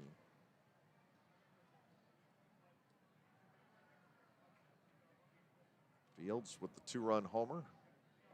And this time he strikes out. Nile fans number 3 on the night. Ty Kelly will step in. He was the first of those victims. Number 27. Last night, Dominic DeSabatino went the entire game, which was just 6 innings in the doubleheader contest with the loss on the road. He gave up 7 hits, 3 runs. It was a quality start. He didn't walk anybody. Ball to Kelly. That is a strike at the top. 0-1. Outside of that 4-batter stretch, Ball has been terrific. And DeSabatino, after the first 2 innings, was terrific. And even the first 2, it was ultimately just that home run to left center by Rosa. That did the bulk of the damage, and it was really the only impressively hit ball. 0-2 now on Ty Kelly as Ball zeroes in. 1 out, Sanchez, the runner at first base. Again, not a big steal threat. Probably more than he was a couple of years ago. Everybody's talked about how much weight he has lost. Apparently there were some health issues around him, and I don't know exactly the details, and his family, but it inspired him. Inside and low, ball 1 and 2 strikes. That's the story I've heard anyway. So hats off to anybody who can do that. 1-2 pitch, outside and high, 2 balls and 2 strikes. Fortunately, I do not have to at least watch my calorie intake all that closely. I'm not sure I could discipline myself well enough. Ty Kelly batting 2 balls and 2 strikes. Looks at a fastball wide, and Ball risks giving up that first walk of the night. People who know me know my cola addiction and my love of Turkey Hill black raspberry ice cream. Now, that really is a thing, by the way. 3-2, do they start Sanchez? He will hold on. Ball missing away. And he walks Kelly. First base on balls. Nile is allowed. Top of the order, Vladimir Frias stepping in. Ball has a first and second, 1-out situation here in the 5th inning. Can he pull the escape that he did before? We'll have to wait a moment to see it as Ross Peoples heads to the mound. Where is it? Oh, it's here. The keyboard cat has shown up on the video board. Originally meant for Butch Hobson and Butch alone, Ross Peoples now is taunted by the keyboard cat. Well, probably not, just like Butch wasn't. I loved it when I mentioned that to Butch several years ago. Does that keyboard cat get to you? And he's like, what keyboard cat? What are you talking about? They play it every single time a Barnstormers manager pays a mound visit. And my understanding is they don't do it with any other club here. There was not a lot of love lost between Butch Hobson and the Long Island franchise. And it's kind of trickled down to Ross in ways. First and second with 1 out, not anywhere near the level that it had been. And it's ultimately not on the ball club part. It's just here at Long Island, there have been some crazy things over the years. First and second with 1 out. Frias, the switch hitter, digs in. He requested a timeout, didn't get it, and Ball is able to take advantage of the opportunity and throw a strike. It is 0-1. Sanchez at second, Kelly at first with 1 gone. Playing the bottom half of the fifth inning, the Ducks leading by 3. The Barnstormers haven't been able to get off the mat offensively for the second consecutive ball game. 0-1. Frias pulls a line drive. That is fair into the right field corner. Sanchez will score easily. Kelly is going to be waved around by Downs. He will score as well. Frias on the way to third, and he will be in with a triple. It is 5-0 Long Island, and times have certainly changed since 3 weeks ago when Ball got out of all of these jams. Now Frias, with his first triple of the season, drives in 2. Another big extra base hit for Long Island tonight. The Ducks leading the contest 5-0, and Steve Lombardozzi will step in. Lombardozzi is 0 for 2, 2 flyouts to center field. Both have been easy catches for Alejandro De Aza. Rendon right now is pulled up at shortstop. It seems like he's looking for instructions. Allemand back at second, and now Clea Luis backs up slightly. Inside and low, that one's saved by De La Rosa. Ball 1 and no strikes. So the Barnstormers are down by 5. Is that 500 magnet taking effect once again, or can the Barnstormers break loose from the black hole? Because it just draws the Barnstormers back, it seems, every single time. Ball 2 is low, 2-0 to Lombardozzi. Lancaster had gotten to 3 games over 500 after the first win last night in the opener. Strike to the inside corner, 2-1. And then since then, the Barnstormers have been outscored now 8-0, and they haven't really put together much of an offense. Bouncer to first. Frias comes halfway up. Dugan keeps an eye on him while dancing sideways to the bag for the out on Lombardozzi. 3 unassisted. 2 outs with the runner at third base, and Ford, the designated hitter, will step to the plate. Dugan never took his eye off Frias on that play, because if you do, all of a sudden he can bolt for home. And Dugan wasn't going to let him do it. He knew he had time on Lombardozzi. Now with 2 outs, here is Ford, who has popped the short and struck out. Frias over at third base with 2 outs. Ford with a pop fly to shallow left. Robinson charging in. Rendon is back. Trayvon will take over and make the catch. It ends the inning, but the Ducks put 2 more on the board with 2 hits, no errors. Frias is left at third. Niall Ball, the last time out, forced the Ducks to strand 12 in 7 innings tonight. They have 5 on the board and have marooned only 1. And as we go to the 6th, it is Long Island 5 and the Barnstormers nothing. Hey, $2 bill here, aka the rare one. Problem is, I'm so rare, people just saved me. But thanks to the new Cash Vibe with Quick Cash from the PA Lottery, I'm back in business. For just $2, you can get bigger jackpots starting at $150 grand. Plus Quick Cash, a chance to instantly win $2 or $6. Haha, it's good to be wanted. Play Cash 5 with Quick Cash from the Pennsylvania Lottery. Must be 18 or older. Please play responsibly. Benefits older Pennsylvanians every day. At Clipper Magazine Stadium, we have hot dogs and popcorn, peanuts, soda, and nachos. But what if, say, you are only 3 months old and mom wants to have a night out and watch the Barnstormers? Well, thanks to May Grant Obstetrics and Gynecology, the littlest of Stormer fans now have a place to go for dinner during the game. Tots can take mom to the Little Sluggers dugout behind Section 13 at the stadium for a comfortable private feeding experience. A brightly painted room with comfortable furniture and TVs tuned to the game, it is the perfect spot for baby and mom during a night at the ballpark.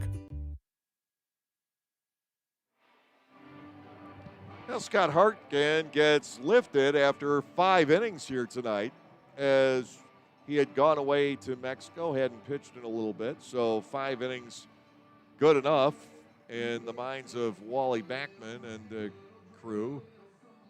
He gave up just 2 hits, both singles, walked 1, struck out 3, and he had 4 3-batter innings. Now he gives way to Tanner Wilt. Again, a guy the Barnstormers have not faced before. He came out of the Frontier League with River City.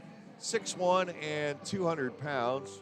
This is his third appearance in the Atlantic League. He's given up 6 hits and 3 runs in 3 innings, while walking none and striking out 2.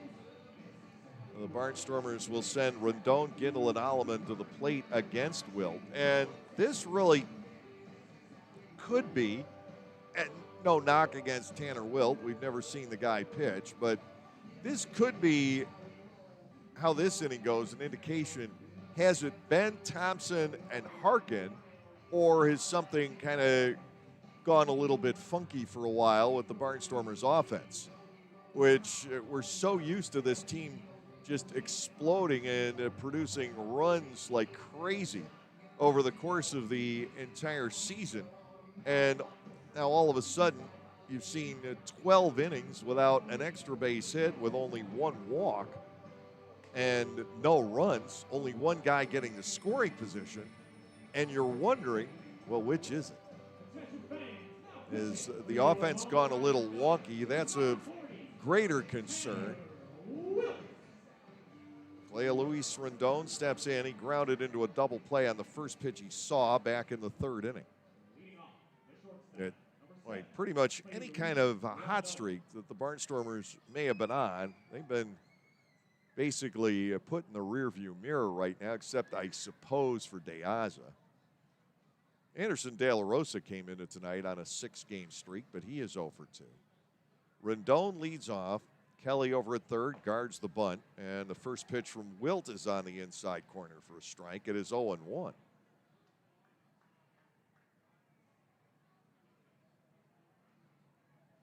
The Barnstormers got back-to-back singles with 2 outs in the 4th. That has been the sum total of offense in this ball game tonight. Rendon swings and misses over the top. It is 0-2. And Wilt just picks up where Harkin left off. No balls, 2 strikes. Caleb Gindel is on deck, and then Blake Alleman.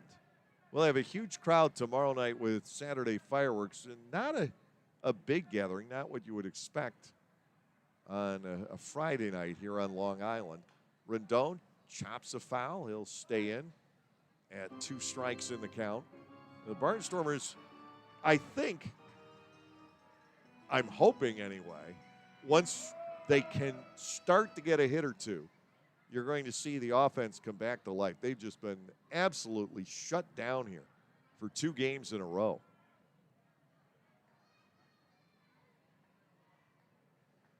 And 2 on Rendon. Wilt will bring it home. And Clea Luis able to hold off the high fastball. 1 ball, 2 strikes is the count. Niall Ball hasn't pitched a bad game, but tonight the Ducks have been able to take advantage of their opportunities. The only thing they haven't done was successfully get Frias across. They've had 6 base runners, 5 have scored. 1-2 on Rendon. Again, the fastball is up, and the count squares. The Barnstormers have had 3 base runners. Nobody has reached to get an inning underway. Rendon stands in 2-2 against Tanner Wilt from Wexford, Pennsylvania. The breaking ball is strike 3 at the knees. 4th strikeout for Long Island pitching here tonight. Rendon walks away, and Gindel will give it a shot.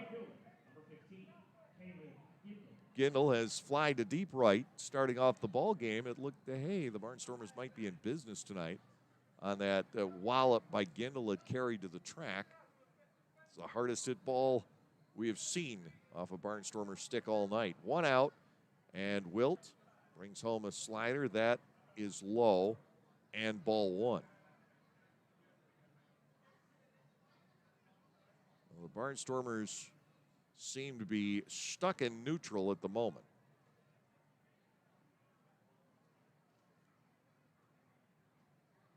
Tanner Wilt went to Pitt. Wexford in the Pittsburgh area. Ball 2, outside and low to Gindel. 2 balls and no strikes. He was 2-1 in 2018 with River City. He is a little bit older. His college career ended in 2013. 2-0.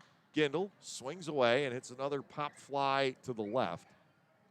Drifting back, Vladimir Frias to put that away. 2 outs, and Blake Alleman will step in. Overnight travel is a part of baseball. So as much as you might want to ascribe the lack of offense tonight to that, you really can't. The Barnstormers pulled in here at 4:30 in the morning, which sounds pretty awful to most civilians, but it really is part of this business. Strike to the outside corner, it's 0-1. You get used to it.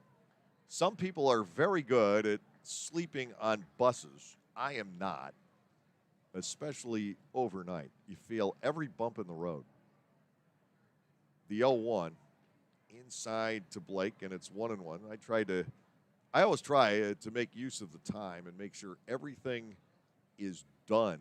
All the I's are dotted and T's are crossed for the next day. So once we do get in, I've got my day free until I get to the ballpark. In the dirt, 2 balls and a strike to Alleman. The trip from Southern Maryland up here takes a little better than 5 hours. Of course, we had the doubleheader last night. It didn't help matters. Wilt to Alleman. 2 balls, 1 strike, and it is chopped on the right side. Easy play for Lombardozzi. Yeah, the Barnstormers offense right now is stuck. Nothing across in the 6th inning. 3rd straight right-hander completely shutting the Lancaster offense down. We will go to the bottom of the 6th. The Ducks leading by a score of 5-0.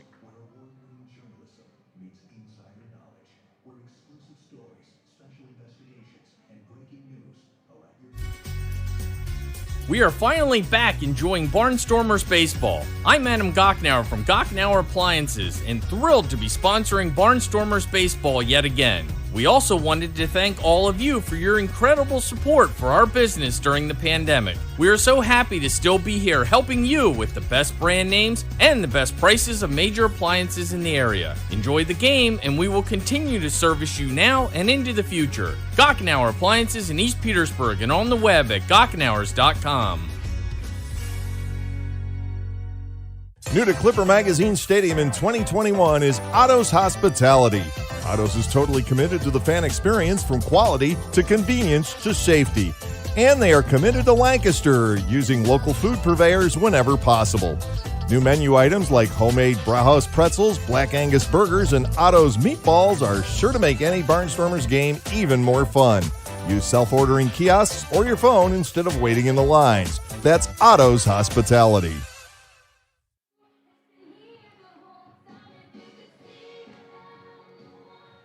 L.J. Mazzilli, Chris Shaw, and Davidson Romero will be facing right-hander Niall Ball. We go to the bottom half of the 6th inning.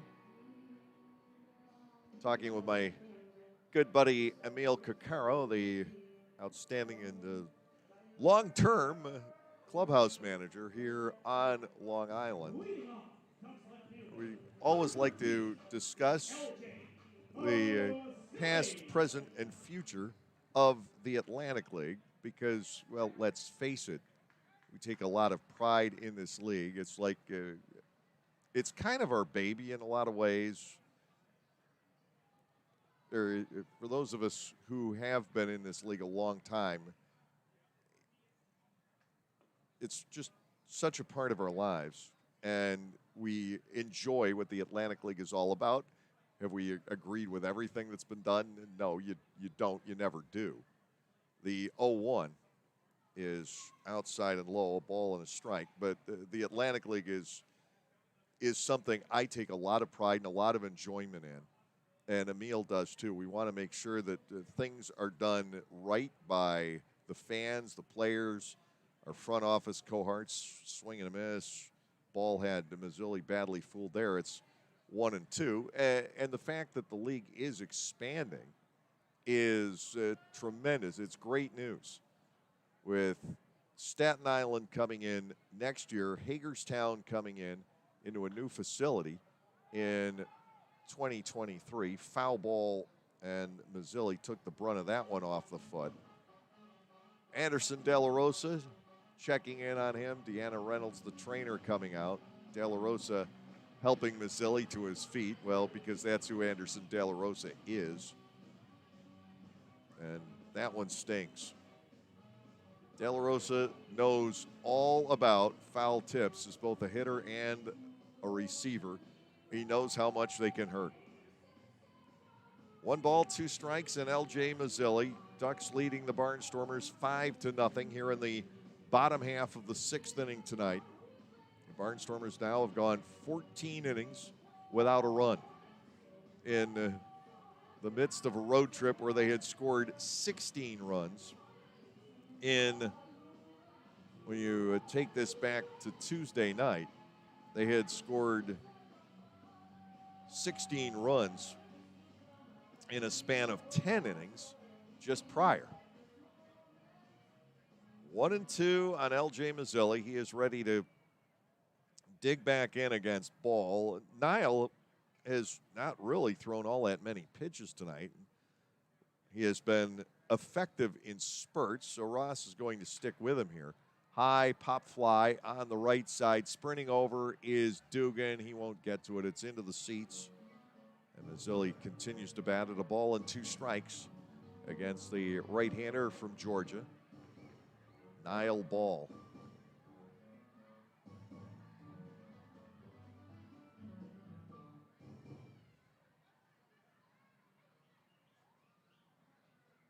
He has certainly held his own. Again, one of the youngsters in the rotation. That hung up a little bit, but also hung up inside, and the only thing Mazzilli can do with it is hit it deep and foul. We stay at 1-2. Bottom half of the 6th inning tonight at Fairfield Properties Ballpark on the Friday night. First game of a 4-game series, 6:35 again tomorrow evening. 1-2, Mazzilli goes down swinging, chasing after that wide breaking slider. And for Ball, that is strikeout number 4. 8 a week ago tonight. 1 out. Here is Chris Shaw, who has doubled and popped the short. Hector Sanchez is the only Duck who has reached base twice. Hector Sanchez, did I say that? Is the only to have reached base twice. Shaw trying to do so here. Ball is outside 1-0. Niall has not been in constant trouble. He's had 3 1-2-3 innings. But unlike the last time he was here, once he gets in trouble, he can't get out. Fly ball right field. Charging over is Gindel toward the corner. He is there, and it's 2 up, 2 down. In the bottom of the 6th inning, Debinson Romero will step in. The Ducks are 2 for 5 with runners in scoring position in the game. The Barnstormers are 0 for 1. Lancaster is generally a very good ball club with runners in scoring position. Just 2 nights in a row, they haven't gotten anybody there. Quackerjack starts to pound the drum on the first base dugout. Down and away to Romero. Ball 1-0. Fly ball to fairly deep right field and a ground out to shortstop for Debinson Romero here tonight. 1 ball, no strikes, 2 outs in the inning. Ball will deliver. This is popped up. Hoover drops back. Rendon angles over. Jake is straddling the line, makes the catch on a fair ball. Ball breezes through the bottom half of the 6th. Nothing going on for Long Island. We'll head to the 7th and wait and watch and hope for the Barnstormers to get the offense going. It is still Long Island 5 and Lancaster nothing. Like craft beers? Then the best place to be in Lancaster is Clipper Magazine Stadium. That's right, celebrate baseball or just a night with your friends at the Broken Bat Deck down the right field line. The Broken Bat features more than 20 local craft breweries plus product from a local winery. Food including Otto's Meatballs is sold off a pub-style menu. So get together, hang out with your friends, or make some new ones. Enjoy a night of craft beer sampling along with a Barnstormers game.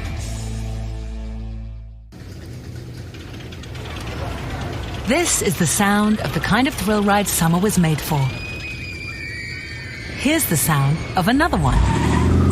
At the Lexus Golden Opportunity Sales Event, you'll find great deals on our entire line of performance vehicles, including the RCF, LC, and IS. Strap in and then hold on tight. But hurry, the sale ends September 7th. Experience amazing at your Lexus dealer. Five runs, 5 hits with no errors, and just one runner left on base for Long Island. The Barnstormers, no runs, 2 hits, no errors. Lancaster has left 2. De Aza, Galen, and Dugan scheduled against Tanner Wilt, the reliever, here in the 7th inning. Elsewhere in the Atlantic League, York has surged past Southern Maryland 6-1 the score in the top of the 6th inning. Lexington is beating up on Gastonia 7-1 bottom 4, and High Point in West Virginia involved in an all-out offensive war tonight at Appalachian Power Park. It is 8-7 in favor of the Power. They are in the bottom of the 3rd inning. Each team, I guess because Friday night high school football is in force around the land, but the Rockers and West Virginia each scoring 7 runs in the 3rd inning. Jimmy Paredes has hit a home run in the 1st inning. Miles Williams with a 3-run homer in the 3rd. Giovanni Alfonso has hit his 2nd home run of the season. That was a 3-run homer in the top half of the 3rd inning for the Rockers. West Virginia leads it 8-7. Again, the Power looking to use this weekend at home to narrow the gap and possibly even overtake High Point with a sweep in the Southern Division. Alejandro De Aza leads off against Tanner Wilt here in the 7th. De Aza has one of the 2 Barnstormers base hits, a grounder into right.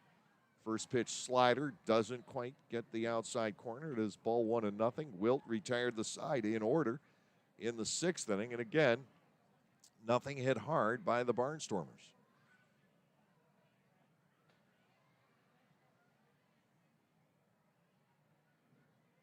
Right-hander will kick and fire. De Aza torches this down the right field line. That is fair. And skipping into the corner, it'll ring off the pole. Shaw retrieves, fires into second. De Aza has a leadoff double. So Alejandro continues to swing the bat pretty well, and he looks to fire up his teammates here. Galen steps in. Blake is 1 for 2. He has struck out and hit a pop fly single into right center field. The Barnstormers, at least with the opportunity to get off the schneid here in the 6th inning. And we'll see if the De Aza double is finally sort of shoved the Barnstormers' offensive car off the icy patch here, where they've gotten nowhere for a couple of games running. To Galen, it is high and ball 1-0. Kelly Dugan on deck. Then you have Trayvon Robinson. The Barnstormers trying to strike while the iron is at least lukewarm.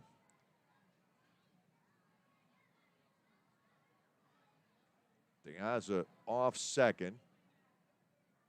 To Galen 1-0, and that is fouled right back to the middle of the net. He wasn't off of it by far. The count levels at a ball and a strike. On the Lancaster DH, still in there with Niall Ball remaining on the hill for Lancaster. 4 1-2-3 innings for Niall and 2 rough patches.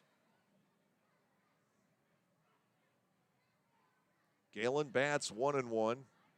Wilt out of the set, delivers. Blake swings and misses. It's 1-2 now on the Lancaster DH. The wind has died down. It is a pleasant evening. The temperature not dropping all that much from the daytime high in the low to mid 70s. For the most part, it remains shirt sleeve weather, maybe a light jacket. Galen fouls the 1-2, got himself in the foot, and he's down in a heap. And now it's Anya's turn to go out and check on a player. And Sanchez, as we saw De La Rosa do in the bottom of the sixth with Mazzilli, Sanchez helps Galen to his feet. And Blake has that moment of wondering, why do I do this for a living again? That hurts. Galen wears the protective shin guard, but it doesn't always help. Sometimes you get the toes. Long Island with a 5-0 edge. Runner at second base and nobody out here in the top half of the seventh inning. The Barnstormers have been out hit 5-3, but the Ducks have the 2-run homer by Fields, the 2-run triple by Frias, and the first run came on a single up the middle by Sanchez.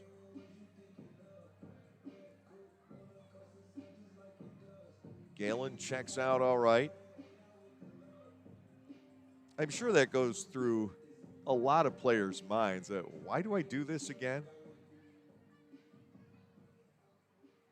In moments like that, and then you hit a home run or the team has a walk-off win, and then you remember exactly why you do it. Wilt goes to work 1-2. Galen pops it up, foul. Whisking off the mask in a hurry is Sanchez, but there's no play. 1 ball, 2 strikes, the holding count on the DH. The Barnstormers trying to jump on Tanner Wilt here in the 7th inning and see if they can get 2 or 3 runs on the board and at least force the Ducks to use the back end of the bullpen here in the series opener. I can't stress the importance of that kind of a thing. It's why even if you don't win a ball game, if you rally late and force the back end in, it can pay benefits later in the series.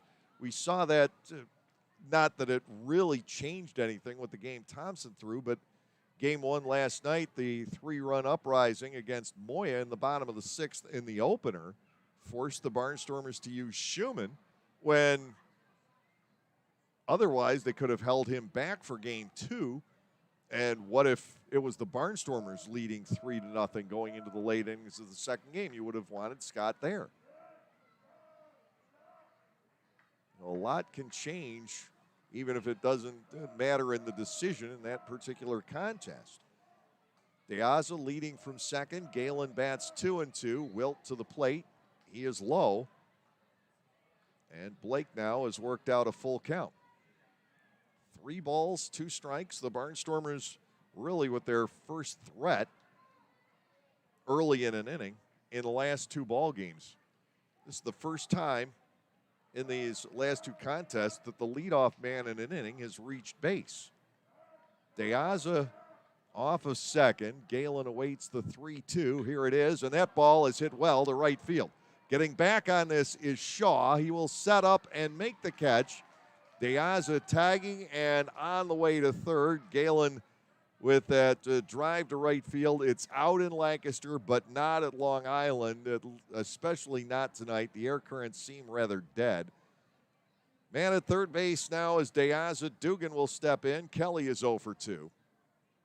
And the Barnstormers now look certainly to get 1 run on the board out of this 7th inning and at least make the Ducks think about using the back end of the bullpen, which in their case, the closer is Danny Barnes and the setup man is Brady Dragmeyer.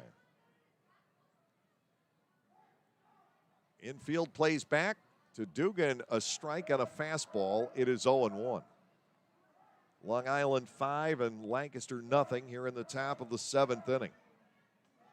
That fly ball off Galen's bat looked pretty good when it left, but much like Gindles back in the first inning, hit to straightaway right field, just not going to get out. Fields pulled his down the line.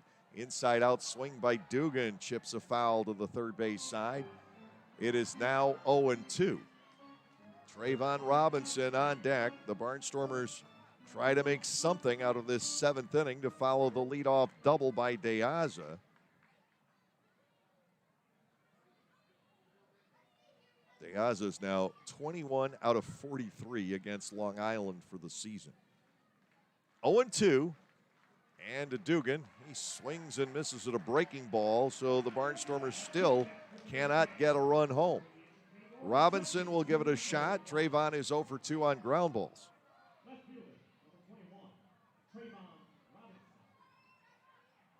Just experiencing the swings of a season. Dugan, who a couple of weeks back couldn't be retired with a runner in scoring position. He was coming through virtually every time, suddenly has started to struggle.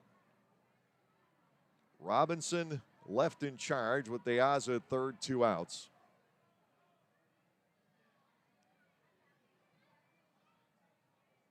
Tanner Wilt ready to go. He'll bring it home, and it's blocked by Sanchez. Robinson batting 1-0 with Anderson De La Rosa waiting on deck.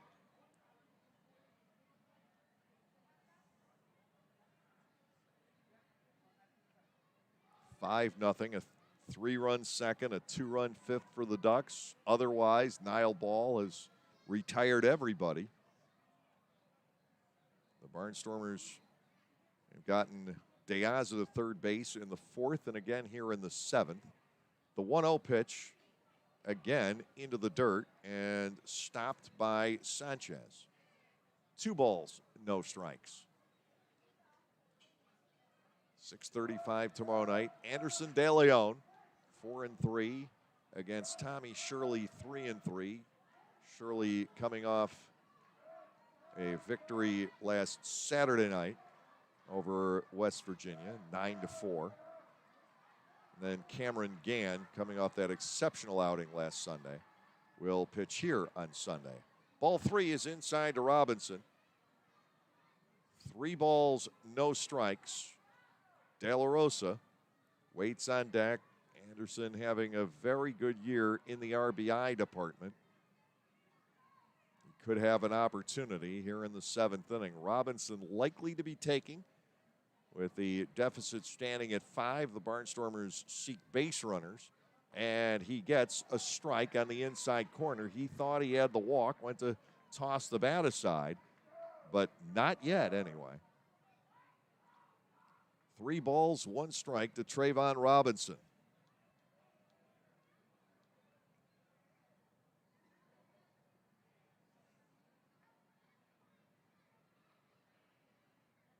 Wilt is ready to go. Wines fires. Robinson pops this up on the left side. That will make a left turn and head into the seats. We get the 3-2.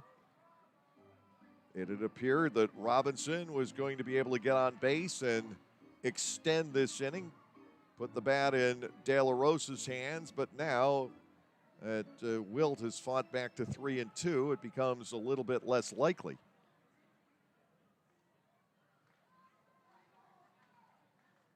Three balls, 2 strikes with 2 outs.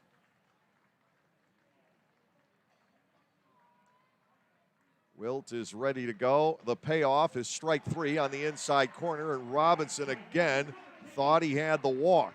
Wilt has struck out 3, and the Barnstormers squander the leadoff double.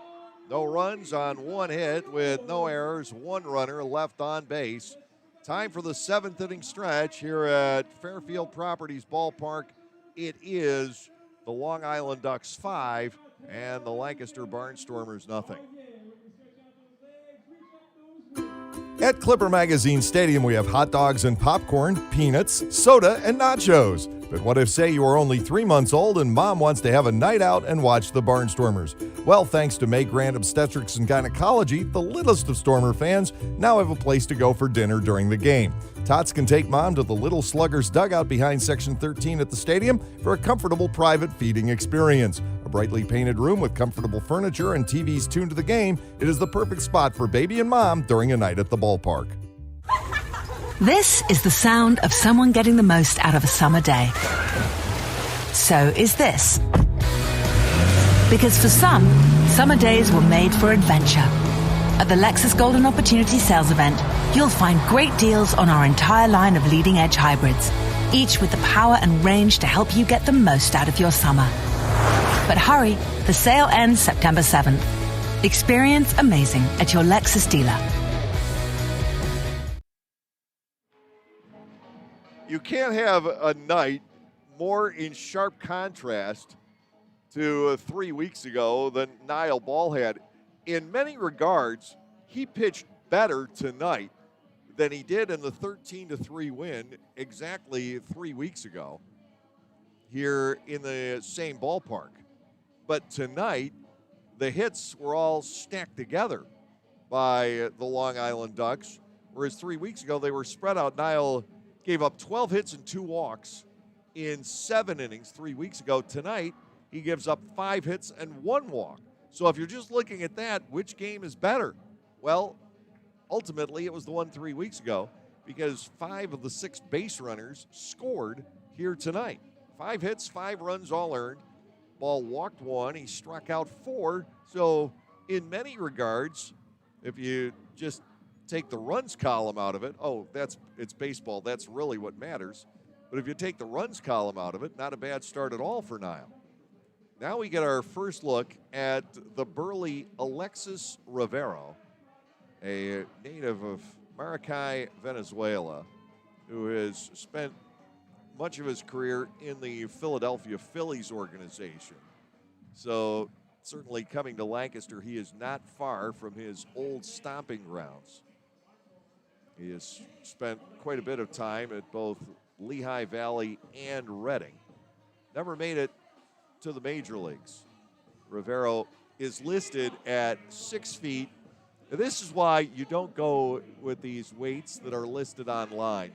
He's listed 6 feet and 180. Rivero is not 180, at least not with Earth's gravity. He is very, very, shall we say, husky. He's facing Hector Sanchez to start off the bottom of the 7th inning. We'll see what Rivero has brought to the Barnstormers. His motion, his first pitch is low, and that one bouncing away. Ball 1 and no strikes.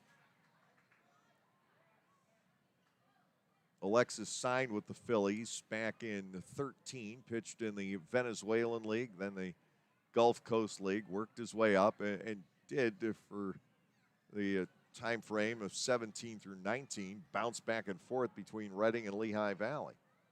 His career minor league record, 26-13, popped up by Sanchez. Back go Dugan and Alamond. Blake with the play. 1 out here in the bottom half of the 7th inning. Daniel Fields will step in.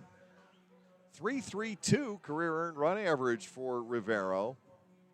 206 games, all in relief. He chalked up 23 saves, although realistically he was the closer perhaps only at Lakewood, or now Jersey Shore, back in 2015.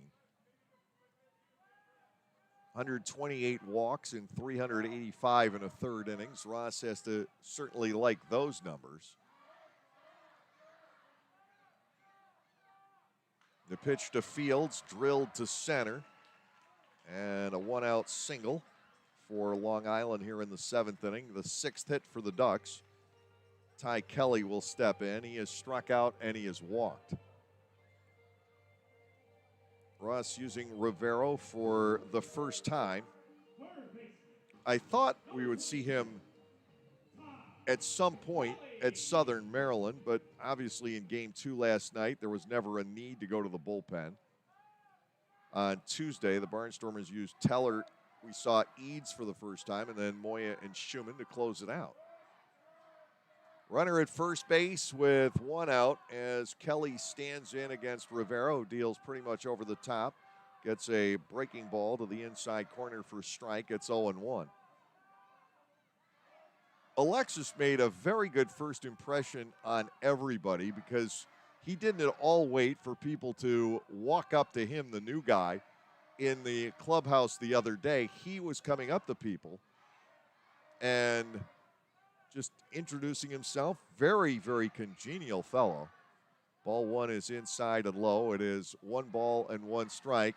And Scott Schumann was a teammate of Alexis in Venezuela a couple winters ago and says he's just a great dude. So glad to have Alexis Rivero aboard. 1-1 with Fields the runner at first base. 5-0 Ducks, bottom 7. And the pitch spotted onto the outside corner. Rivero gets the better of Kelly at 1-2.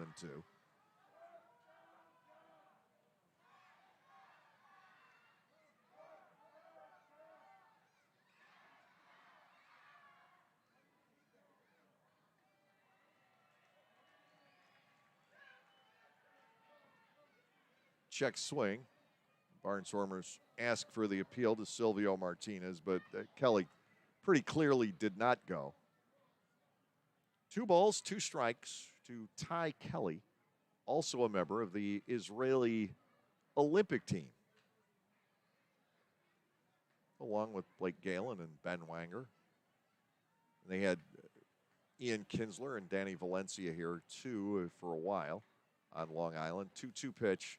Missing inside, and Rivero has gone all the way on Kelly now at 3-2 after having him down at a ball and 2 strikes.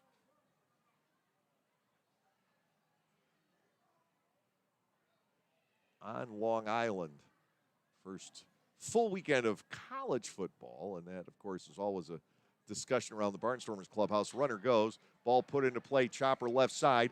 Hustling is Hoover, the throw, and out at first base is Kelly. Fields running with the play, goes all the way around to third. Tough for somebody to get over there and cover. So Kelly is out 5-3. Fields taking 2 bases on an infield out. Not an easy thing to do. And Vladimir Frias will come in. Fields got an unbelievable jump off of Alexis Rivero on a designed hit and run. But Ty Kelly wasn't able to get enough on the ball to get it through the left side of the infield, with Rendon racing over to cover second. Hoover cut the ball off to the third base side of the mound and hosed Kelly down, but Fields, already with a head of steam up, really had a fairly easy path to third. He goes all the way around because Rendon, remember, was headed to cover second. Hoover charging the ground ball. And tough to get over and cover third base. Fastball is high. Ball 1, no strikes to Frias, who tripled in a pair back in the 5th inning. That was the second ball he juiced toward the right field corner in the ball game tonight. But the first time he did it, Kelly Dugan left the ground and stuck his glove up and made the catch. 2 outs, runner at third base. Barnstormers trailing by 5. Rivero in his Atlantic League debut, trying to get through the 7th inning. And the Barnstormers have gradually upgraded the pitching staff. Rivero, another move in that direction, as is Ryan Eads and Cameron Gann have been. The pitchers that have just been absent from view all summer long are beginning to arrive here in the Atlantic League, along with some position players gradually being released by the major league organizations. In Rivero's case, he hadn't been pitching here in 2021. 1 ball, 1 strike to Vladimir Frias. Fields over at third with 2 outs. Rivero goes to work and bounces the pitch to the backstop. No chance to keep Fields from striding across the plate on the wild pitch, and it is now a 6-0 ball game. Vladimir Frias batting at 2 balls and a strike, but now with the bases empty. Last couple of nights, the last couple of games have been pretty miserable for the Lancaster Barnstormers crew. They enjoyed the win 8-6 in Game 1 last night.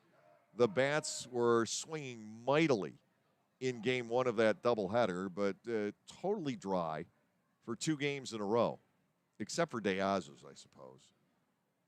2-1 to Frias. Rivera deals. That is fouled away. It is 2-2 on the shortstop. The Barnstormers with De La Rosa, Hoover, and Rendon batting in the bottom of the 8th inning. Southern Maryland trails tonight. What tonight is simply doing is packing the Northern Division standings together. It looked like Southern Maryland and Lancaster were beginning to pull away, but now Long Island and York starting to return to the middle. Ball 3 up and away to Frias. 3 balls and 2 strikes. So maybe instead of a 2-team fight to the finish, it's going to be a 4-way fight to the finish.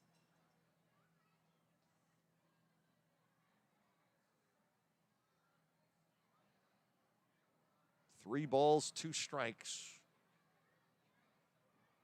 Here to Vladimir Frias. 2 outs, bases empty in the 7th. Rivero into the motion. Here's the pitch, and it's swung on and missed.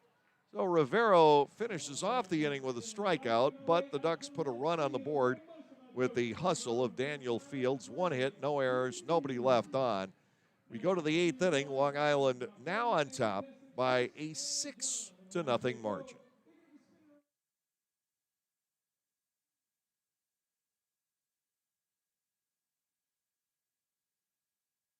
Localflavor.com, local flavor. Localflavor.com, local flavor.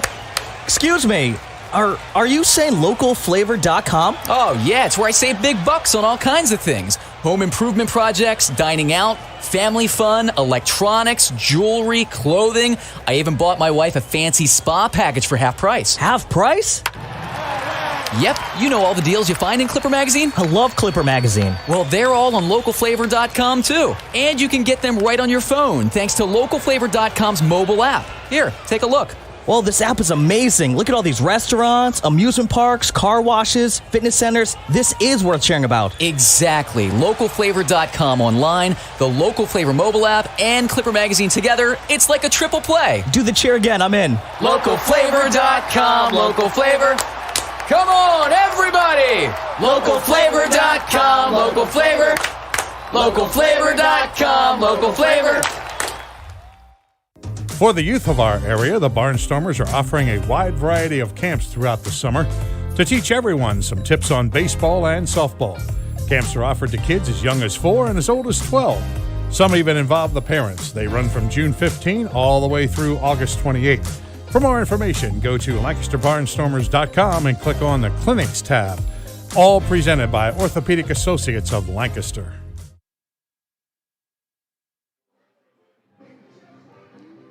The Long Island Ducks have brought on reliever Dylan Pfeiffer, and that is the correct pronunciation of the name, I am told. There is no first F. He's not in any way, shape, or form related to Michelle. Dylan Pfeiffer has come on. He's from Allentown, pitched in the Major League Baseball Draft League. 23 years of age, 6'4", and 190 pounds is Pfeiffer. He has been tremendous here. 5 hits, 3 runs, 1 earned in 9 2/3 innings. Johnny Turbo has taken over defensively for Daniel Fields out in center on the double switch. So Turbo will bat in the number 3 spot, and the pitcher spot is 8. Anderson, De La Rosa, Jake Hoover, Cleo Luis Rendon facing Pfeiffer in the 8th inning. Tanner Wilt worked 2 frames. He gave up 1 hit and struck out 3. The Barnstormers, for the second consecutive game, held completely at bay offensively. De La Rosa here trying to extend a hitting streak to 7. First pitch from Pfeiffer is down and away. Ball 1 and no strikes to Anderson. Catching about 60% of the time is De La Rosa. Anthony Peroni certainly has been a commendable number 2. Popped up. De La Rosa likely to see his hitting streak come to an end. The first baseman Romero into foul ground for the catch. 1 man down, and Jake Hoover will step in. De La Rosa could bat again, but the Barnstormers have some work to do to get him there. Hoover has walked and he has struck out so far tonight. De La Rosa had a 7-game hitting streak from June the 30th through the 9th of July, and we'd love to see him come around again, because that means the Barnstormers would have some offense to be able to talk about going into tomorrow. First pitch is fouled back by Hoover off the fastball. 0-1 to Jake. Clay Luis Rendon is on deck. Only Alejandro De Aza seems to be on his game right now offensively. 2 hits tonight, along with 1 against Thompson last night. But the rest of the ball club in a stall. 0-1. Hoover takes a breaking ball. That ends up low. Ball 1 and strike 1 here in the top of the 8th inning with 1 out, bases empty. Barnstormers looking for the well to be replenished offensively. Fly ball, shallow center. Hustling in is Turbo. He will camp underneath for the catch. 2 outs here, and Clay Luis Rendon will step in. Hey, what has happened since the first 2 games of the Southern Maryland series? It's baseball. It's the only way you can explain what is going on right now is simply it's baseball. You see this over the course of a season all the time. I mean, the Barnstormers were just pounding away for 4 straight games. They had scored ultimately 36 runs in the 4-game winning streak, and now can't beg, borrow, or steal a guy coming across the plate. Fouled back by Rendon. It is 0-1. This is working on the 16th consecutive inning for the Barnstormers to come up empty. But it's baseball. No balls, 1 strike. Breaking pitch and a good one from Pfeiffer gets it across. It is 0-2. Long Island 6, the Barnstormers nothing. Top half of the 8th inning. You always go back to that as the default. It's baseball because so many things in this game cannot be explained with these crazy momentum shifts. Swing and a miss. Rendon is gone on strikes. Pfeiffer retires the side in order on just 8 pitches in the top half of the 8th inning. Bottom of the 8th coming around with the Ducks up 6-0. You can enjoy a night at the ballpark and help out the United Way of Lancaster County. All you have to do is spend 3 hours as an usher during a Barnstormers home game, and the ball club will donate $20 in your name to the United Way program of your choice. Be a friendly face, have fun, and raise money for your favorite local charity. To sign up, go to the LancasterBarnstormers.com website and head to the community link, and we'll see you at the ballpark. This is the sound of someone looking out for the safety of a loved one. Come here, honey. Let's get you buckled up. And this is the sound of a Lexus looking out for someone else on the road. At the Lexus Golden Opportunity Sales Event, you'll find great deals on our full line of vehicles, each with our advanced standard safety technology. But hurry, the sale ends September 7th. Experience amazing at your Lexus dealer. Pre-collision system with pedestrian detection is not a substitute for safe and attentive driving practices. See owner's manual for additional limitations and details.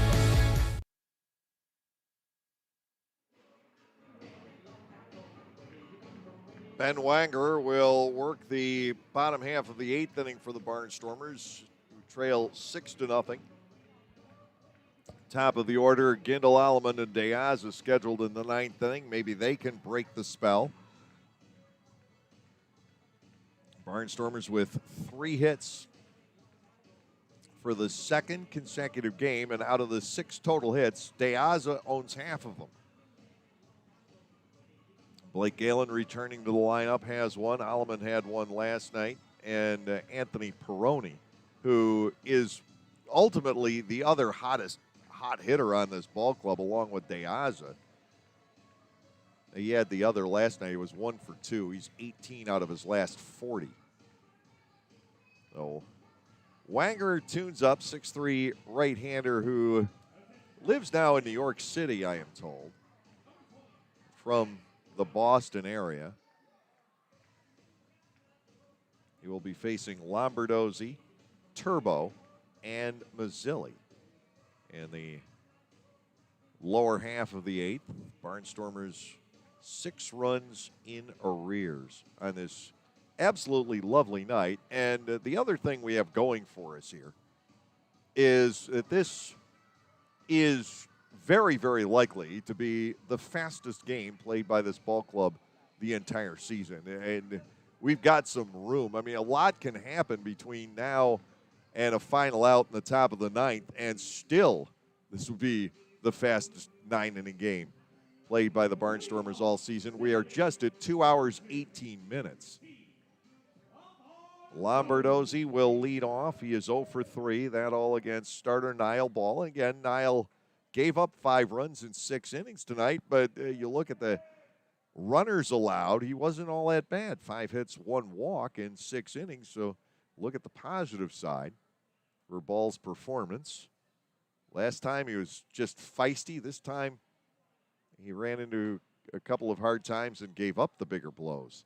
Ball 1 is outside to Lombardozzi. 1-0, the count from Ben Wanger, who's had just 1 or 2 rough outings. The rest of the time, he has been very good for the Barnstormers. Ball 2 is inside and low from the one-time Yale Bulldog. Wanger has a 6 ERA. In 12 innings, he's given up 9 hits, 9 runs, 8 earned. He's walked 8 and struck out 16. Ball 3, outside to Lombardozzi, 3-0. He had one game in particular where, for whatever reason, he could not find the strike zone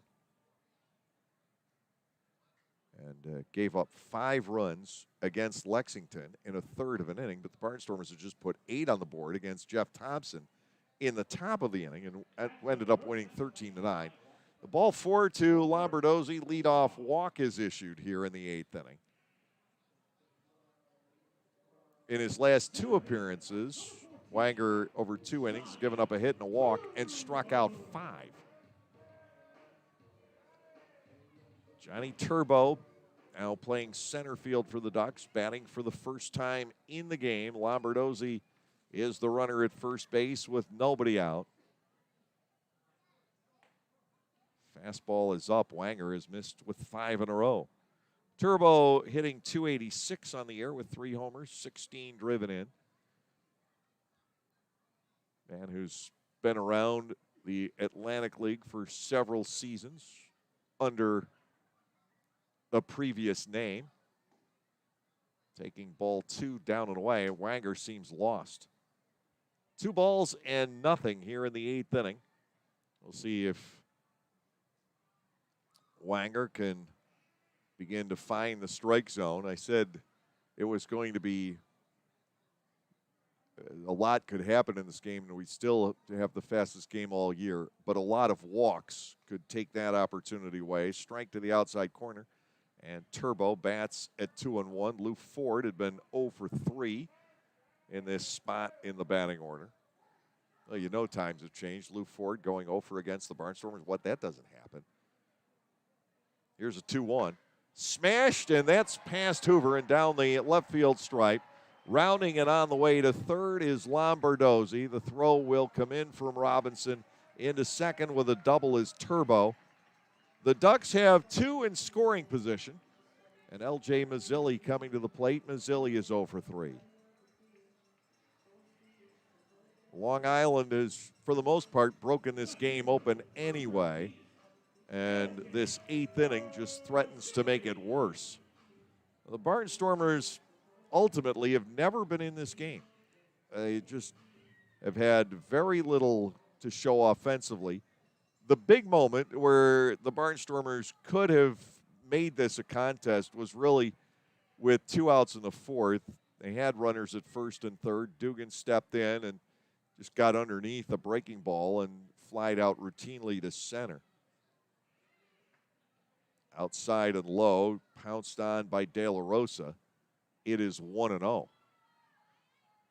Tomorrow night, will the Barnstormers be able to stay above 500, or is it just going to draw them right back? Eventually, they're going to have to escape the black hole. I've said that for a while. 2-0 now on Mazzilli. The Barnstormers have got to, I think it's going to probably take 6 or 8 games above 500 to take this second half in this division. Somebody is going to break free. And right now, I'm beginning to think it's going to be York. And that is a scary proposition for Barnstormers fans. Fouled back, 2 balls and a strike. York looked dead and buried a week or so ago. But then they got Carlos Franco back, and all of a sudden you see the turn. And if anybody had been off to a flying start in the second half in the Northern Division, they might not be able to make that turn and make the recovery, but nobody has taken command of the division. Called second strike, it's 2-2. The Barnstormers will see York for the final time at Clipper Magazine Stadium this year, Tuesday through Thursday. But the Revs are definitely getting back into it. By the looks of things, they'll be just 2 out at the end of tonight as long as they don't blow that substantial lead against Southern Maryland. Mazzilli bats 2-2 here. Target set by De La Rosa. It is low, and again, Della with the block. Mazzilli with the 3-ball and 2-strike count. Bottom of the 8th inning, 6-0 in favor of the Long Island Ducks. Take a look at the updated score from York, and the Revs lead it now 9-1 behind Austin Nicely. So the division is packing to the middle right now. Who breaks free? Driven to left field, racing over is Robinson. He will get there. Tagging off third is Lombardozzi to come home and score. Turbo turns and heads back to second. Mazzilli drives in his 48th run of the year on a sacrifice fly. 7-0 now with 1 out and the runner at second base. Here's Chris Shaw. He scored the first of the Long Island runs tonight after doubling with 1 out back in the second inning. 3-0 deficit in the second inning. We thought the Barnstormers would be able to come back and make a game of it. It just has never materialized. The offense is just flat. And again, the ultimate explanation for it is that's baseball. Well, the Barnstormers signal for the intentional walk. And Wanger will face Davidson Romero instead of pitching to Chris Shaw. So we have the free pass in a 7-0 ball game. You won't see that all that often.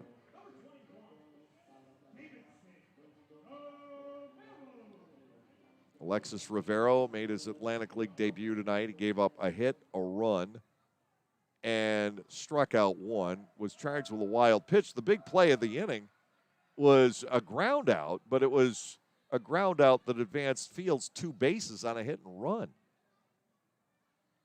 That's a very well-designed play, not executed perfectly, but Fields got a great jump, and even without the ball getting through the infield, he was able to scoot from first to third. Ball is outside to Romero, 1-0 here in the bottom half of the 8th inning. First and second with 1 man out.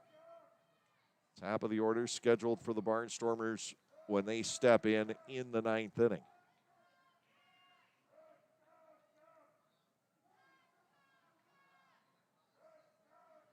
Romero 0 for 3. He's flied out, grounded out, and popped out. The Wanger pitch lined, and that is into left field for a base hit.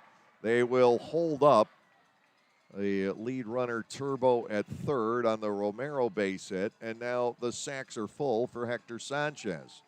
Sanchez 2 for 3 in the game. So 2 hits and 2 walks off Wanger. Right now he's given up 1 run. Sanchez will step in from the left side of the plate. Ross Peoples, meanwhile, heads to the mound. Did I say a lot could happen between now and the end of the game and still we would have the fastest game of the year? The window is closing, people. Ross Peoples paying the mound visit out to talk to Wanger. I don't think he has the hook here with the infielder surrounding. Ross is using this as a teaching moment for a man whose vocabulary is rather erudite with his education, but his baseball experience is, while he's been on the world stage, he doesn't have a long list of accomplishments at the professional level. So how do you work out of a situation like this in an inning where things are going wrong? Well, Ross Peoples did that a number of times in his career, and trying to coax Wanger through such an experience here in the 8th inning. Turbo at third, Shaw at second, Romero the runner at first with 1 out. Ben Wanger to the plate. Ground ball, Sanchez on a check swing. Hoover's going to come home, but he misses with the throw. And this is going to allow 1 run to score. The Ducks runners almost got stacked up. Jake Hoover had the first play at the plate and rushed his throw. He's got a terrific glove, but when he is forced to rush throws, they're not always accurate. Well, Sanchez is safe on the fielder's choice as Turbo comes across the plate. An error will be charged. There will be no RBI. The first play was right there ahead of Jake Hoover, and he simply sailed the throw over the head of Anderson De La Rosa. So it's 8-0, and we have the pitcher spot, and Jesse Berardi coming to the plate.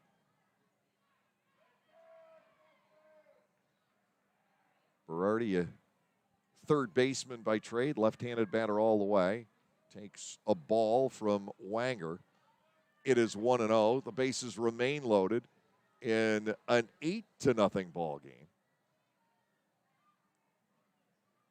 Berardi, a .253 hitter with 7 home runs. Again, a very good bench player for Wally Backman this season.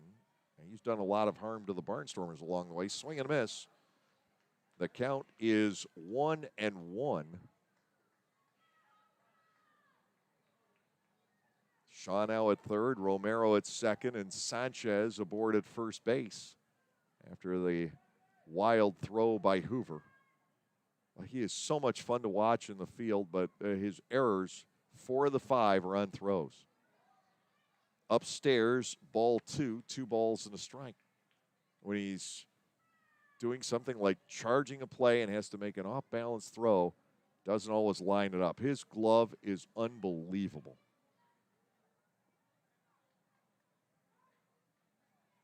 Two balls, 1 strike. Wanger to Berardi. The pitch, spanked to third. Hoover will try again. This one zeroes in. De La Rosa back to first. That's not in time. But the Barnstormers get the force out on Shaw, 5-2. The bases remain loaded now with 2 outs. And Ty Kelly stepping in an 8-0 ball game. Kelly walked and scored. He was on ahead of the Frias triple. That was the only walk given up by Niall Ball tonight through 6 innings. I say his control has improved greatly since his first few appearances of the year. Bases loaded now with 2 outs. The pitch by Wanger gets away from De La Rosa, and here comes run number 9, carried across by Debinson Romero. Second run-scoring wild pitch in the last 2 innings. Kelly bats with men at second and third as Sanchez and Berardi also move up. 2 runs home, make it 3 runs home. In the bottom of the 8th inning, 9-0 the score. The Ducks only with 8 hits. Ty Kelly bats with Sanchez at third, Berardi at second. 2 are out in the inning. Here's the 1-0. It is wide of the outside corner. 2 balls and nothing. Top of the order, the shortstop Vladimir Frias in the on-deck circle. He'll bat for the 5th time tonight. Caleb Gindel will just be batting for the 4th time, starting off the 9th inning. That is fouled and takes a chunk out of De La Rosa. 2 balls and a strike. So there goes Jim Grillo with a fresh baseball out for Ben Wanger as De La Rosa, as he's done thousands of times over the last couple of decades and probably before, shaking one off. 2-1. How do they do it? New baseballs being brought out. Again, all meant to give De La Rosa an extra moment to shrug off that foul tip. 2-1. 2 outs, 2 men in scoring position. First base is open, but no longer is it time to use it. I was kind of surprised the Barnstormers gave up the intentional walk earlier in the inning. 2-1. Wanger back to work on Berardi, a foul to the net. The count levels at 2 balls and 2 strikes.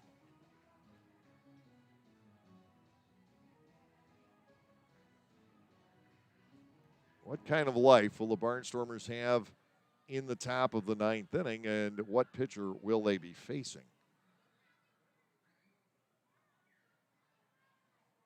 Trailing by 9.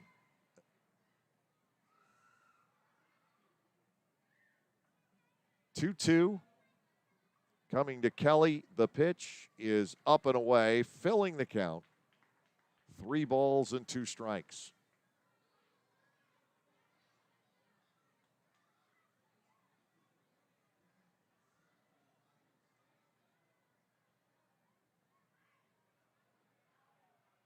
Ben Wanger will fire and miss low. Kelly draws the walk, officially the 3rd of the inning.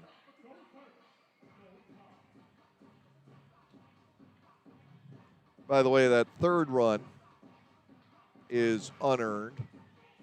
The inning should be over. Ross is on his way back out to the mound. Wanger hasn't been able to finish off the 8th. I plead guilty. I committed the cardinal sin. I was hoping that we could stretch this game into the top of the 9th and have the Barnstormers rally. It's gone just the opposite.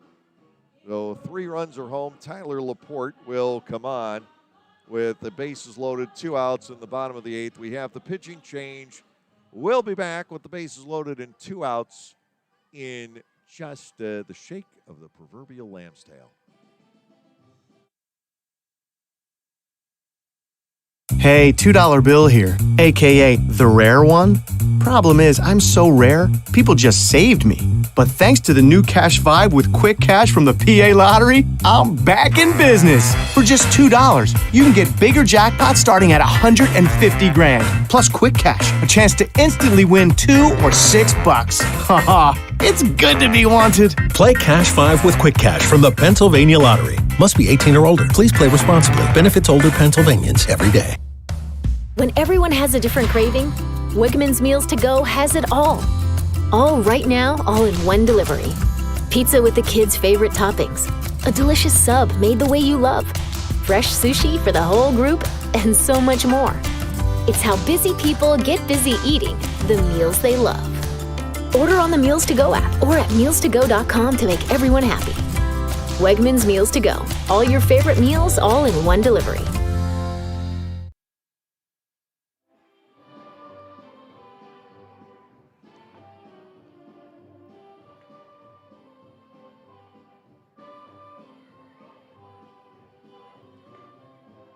The hard-throwing right-hander from Lafayette, Louisiana, Tyler Laporte, has come on with the bases loaded and 2 outs here in the lower half of the 8th inning. Laporte, you always know it's him when you see that leg just whip around, and is more likely to do it on the fastball than anything else. But there are times that leg kick is very noticeable and can be almost bordering on violent. Laporte 0-1. He's been in 9 games, 8 innings, 10 hits, 8 runs, 6 earned with 3 walks and 7 strikeouts. 9-0 in favor of Long Island here in the 8th inning.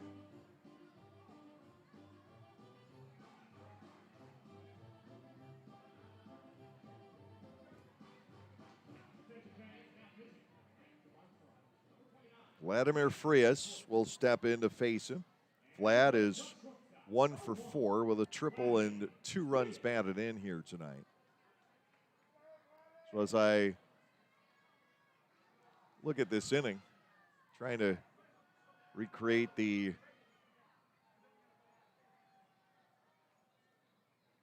earned and unearned runs. I think maybe only one is earned. I'll check the official box. Fastball is high. Ball 1 to Frias. It's 1-0. The error certainly extended this inning.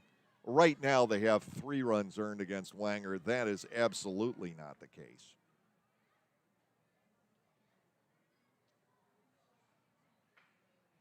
I think they make the determination when the inning is over.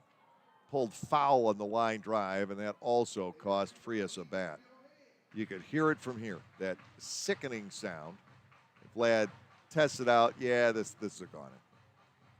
It's over, it's done with. The life of the bat has been extinguished. A memorial service will be held.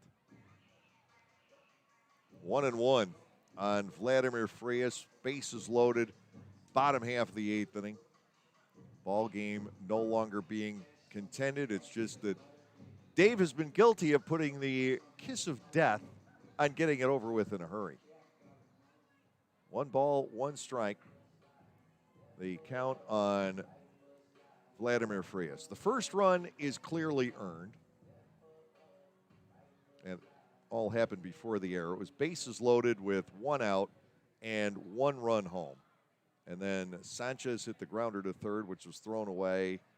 Yeah, the wild pitch happened after the Berardi ground ball, I believe. That got the force out. Yeah, it did. So by my count, just 1 run earned. Inside, Frias spins around, ball 2 and a strike on the switch hitting shortstop. Gendel, Allemond, and De Aza will be facing the 4th Long Island pitcher of the night once we get to the top of the 9th inning. This bottom of the 8th has gone on forever. It has used up at least 20 minutes. And I think it's longer than that. 2-1 to Frias. Laporte deals. That is cut on and missed. 2 balls and 2 strikes. Tyler's stuff can be nasty. And once again, it's just a question with him of seasoning, of experience. And I mentioned this the other night. If next season starts off and it's, we'll say, I guess we'll call it a normal Atlantic League year, and there are a lot of guys, AAA, Major League guys available. Well, I don't know that you can start the year with all these youngsters coming back. But you don't want to just completely cut ties with these young people. You probably keep a couple of them around anyway and try to slot them in the right places and let them develop. But you don't want to cut ties. I mean, these guys could be valuable, but they just need to grow in this game. I mean, they have really been thrown into a tough situation here in 2021. They battled through. Now to Frias, 2-2 pitch. The bat started but did not go far enough. 3 balls and 2 strikes.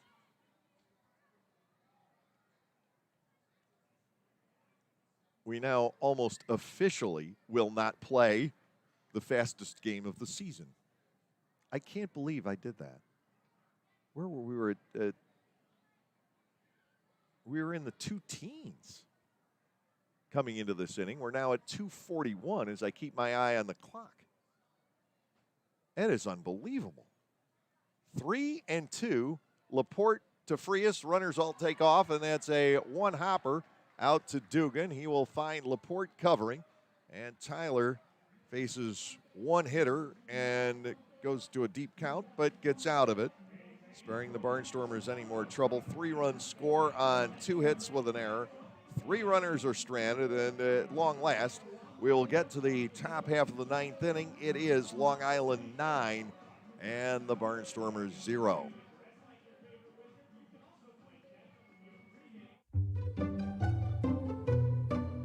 Bummer, the Barnstormers are on the road and you're looking for something to do. Clipper Magazine Stadium still has the answer for family fun. The summer movie series returns, presented by Lidl Supermarkets on selected nights throughout the summer season. Bring the kids out to the ballpark for family-friendly movies. For just $6.50 per person, you get to sit on the outfield grass and enjoy a film on the big screen in left center field. Showtime is 7 p.m. For more information and movie listings, go to LancasterBarnstormers.com and click on the events page. 72 years and 4 generations and still going strong. We are Gochenauer Appliances in East Petersburg, and we want to be your appliance store now and into the future. We sell all the best brand names of appliances at the very best prices. We also deliver, install, and service what we sell. Shop local and with your 4-generation hometown appliance store. Come to Gochenauer Appliances and see what a great appliance purchase experience is all about. You can even shop from home now at Gochenauers.com. Thanks for your support.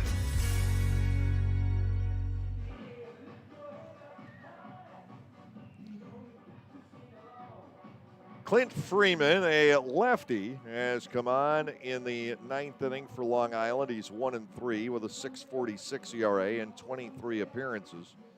Top of the order, Gendel, Alleman, De Aza, scheduled for the Lancaster Barnstormers. The offense is like the remote control in your living room right now. It seems to be lost in the cushions on the couch, and you don't know where it is. You know it's there somewhere. It will resurface. We are confident of that. But for the last couple of ball games, you're searching for it. There's been a little bit of loose change. A couple of pennies and a dime have been found. But that offense has not shown up. It's still somewhere in amongst the cushions. Here's Caleb Gendel, 0 for 3 here in tonight's ball game. He'll be facing the southpaw Freeman, two-way player. Occasionally you'll see him make a start at first base or in the outfield. Ducks 9, Barnstormers nothing.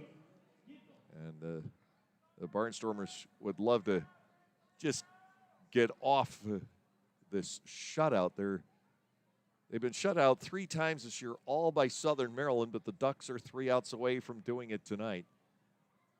And to Gendel, a first pitch missing low. It is ball 1-0. De Aza with a single and a double, Galen a single.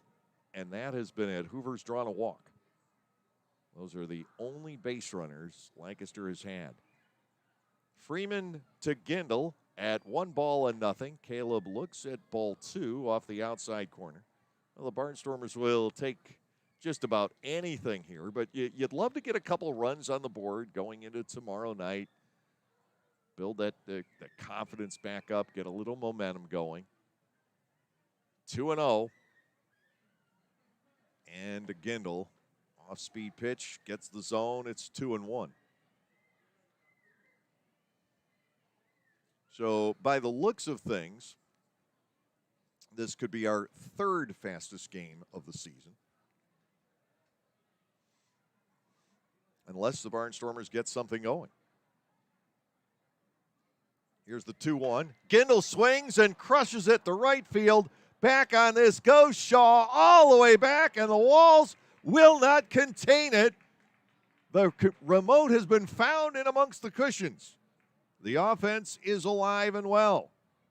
Caleb Gendel with his 25th of the season, and the Barnstormers, for the first time since the 6th inning of Game 1 last night, are on the scoreboard. Caleb got all of it. Better than half his home runs this year have come on the road. This is not a Clipper Magazine Stadium factor with him having 25 homers. Blake Alleman steps in. He's 0 for 3. Batting right-handed for the first time in the game. Freeman is ready to go, and that is yanked foul on the ground. It is 0-1. 9-1 our score as Gendel connects his 4th homer off of Long Island pitching. 8 hits to 4. The Barnstormers have their 2nd extra base hit of the night. No balls, 1 strike to Blake Alleman. trying to follow up his Rumi's accomplishments. A 1 pitch into the dirt, and it is 1 ball and 1 strike. Well, it'll be amazing if this game stretches to 3 hours, but we have a shot at it. A ball and a strike to the Barnstormers' second baseman. De Aza on deck, and then the pitcher spot would come up. Inside and low, Alleman batting at 2-1. In that pitcher spot, you've got possibilities. Peroni, Clark, and Torrance all available. My guess is you'd see Clark. And Schumpert. Here's the 2-1. It is low for ball 3, and now 3-1 on Alleman. The Barnstormers don't necessarily have to use Clark there because they might want to have somebody else get some at-bats in. 3-1. Alleman trying to get on base as well. He'll hit a chopper to shortstop, though. Handled by Frias. The throw across, and we have 1 out here in the top half of the 9th inning. Well, the Ducks need to retire 2 more. Alejandro De Aza will step in. De Aza 2 for 3.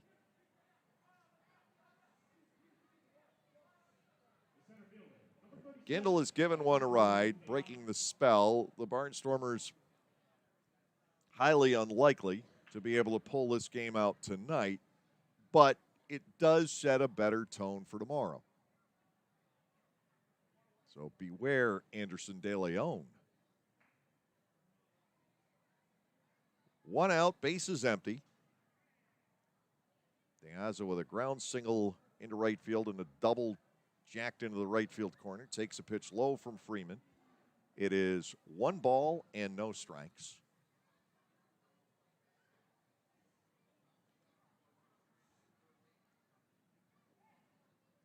It is Clark in the on-deck circle. So he is guaranteed a shot here in this 9th inning. The 1-0 pitch, breaking ball, swing and a miss. It is 1 ball and 1 strike on Alejandro. Barnstormers guilty of the 1 error that cost a couple of extra runs.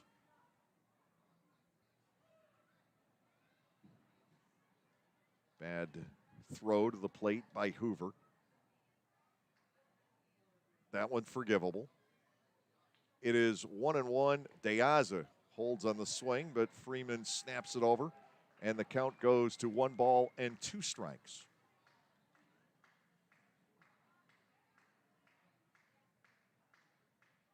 Freeman trying to wrap it up here for Long Island in this 9th inning. It is 1 ball, 2 strikes, and De Aza almost gets hit, able to lean back out of the way. Now 2-2.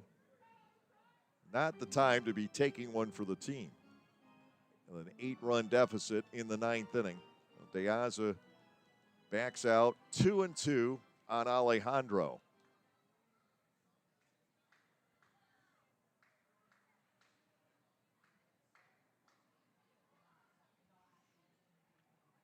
Defense fanned out.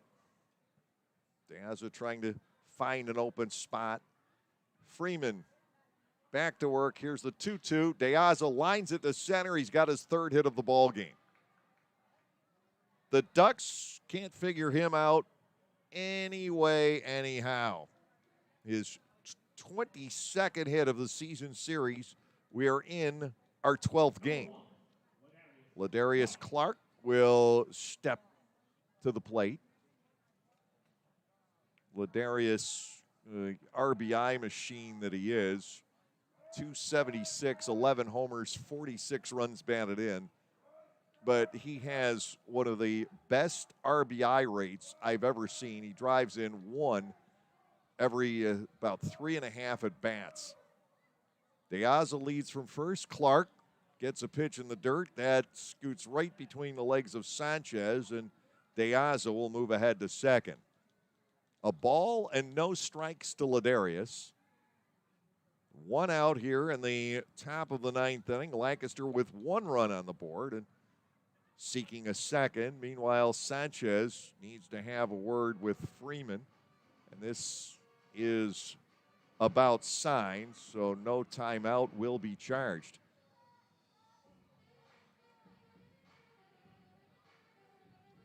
Ducks 9, Stormers 1. Clark stands in ahead in the count at a ball and no strikes. Dugan waits on deck. Robinson after him. We'll see. You'd have to think at least Clark and Dugan. Here's the motion to Ladarius, the 1-0 pitch, spotted on the outside corner. The count levels at 1 apiece.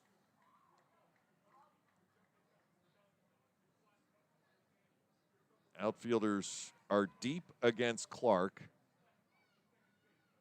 Infielders are as well. It is 1-1, and the pitch, breaking ball, popped up on the right side. Now Clark may have a chance. Now it's going to be caught. Romero over right by the seats. He makes the catch. That is the 2nd out. It's up to Dugan, who's 0 for 3 in the ball game here tonight. He has struck out twice. Fly to center field back in the 4th inning.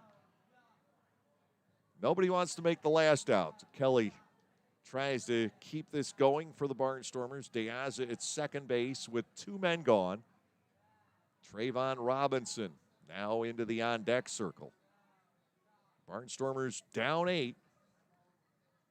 Top of the 9th inning. 1 out left to get for the Long Island Ducks and Clint Freeman. Here's the pitch to Dugan. Breaking ball, chopped foul. And Melvin Mercedes tracks it down, chasing it along the right field line. Melvin glad to be back with the team, but he's not going to be fully happy until he is back in the lineup. You could see him activated over this weekend to pinch run. And I think swinging the bat starting, he was hitting ground balls today during BP. Inside, 1-1, so that broken hand is healing. He's beginning to be able to grab the bat again. It's looking better. He has improved rapidly. 1 ball, 1 strike to Dugan. 2 outs. De Aza leads from second. The shift is on against Kelly. Did he hold on that swing? No. It is 1-2. Freeman has the Barnstormers down to their final strike tonight. It's not a total shift. Frias is still on the left side of second base, but it's all but the real thing. Dugan has a ton of room in left center. 1 ball, 2 strikes, and the pitch.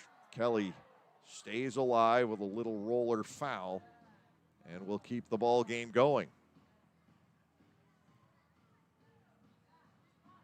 Home run by Gindel to start the inning. De Aza has collected his 3rd hit. He stands at second base with 2 outs. Dugan fighting to keep it going here. Freeman with the 1-2. Kelly swings, lines at the center field. Charging in, Turbo slides, shows the ball, and makes the catch. An end coming to the ball game. Kelly Dugan couldn't get the ball to drop into center as Johnny Turbo races in and makes the diving grab to end it here tonight. A run on 2 hits with no errors and 1 man left in the top half of the 9th inning. We'll be back to wrap up this one in just a moment. Our final score, the Long Island Ducks 9 and the Lancaster Barnstormers 1. Localflavor.com, local flavor. Localflavor.com, local flavor. Excuse me, are you saying localflavor.com? Oh, yeah, it's where I save big bucks on all kinds of things. Home improvement projects, dining out, family fun, electronics, jewelry, clothing. I even bought my wife a fancy spa package for half price. Half price? Yep, you know all the deals you find in Clipper Magazine. I love Clipper Magazine. Well, they're all on localflavor.com too. And you can get them right on your phone thanks to localflavor.com's mobile app. Here, take a look. Well, this app is amazing. Look at all these restaurants, amusement parks, car washes, fitness centers. This is worth sharing about. Exactly. Localflavor.com online, the Local Flavor mobile app, and Clipper Magazine together. It's like a triple play. Do the cheer again. I'm in. Localflavor.com. Local Flavor. Come on, everybody! Localflavor.com. Local Flavor. Localflavor.com. Local Flavor.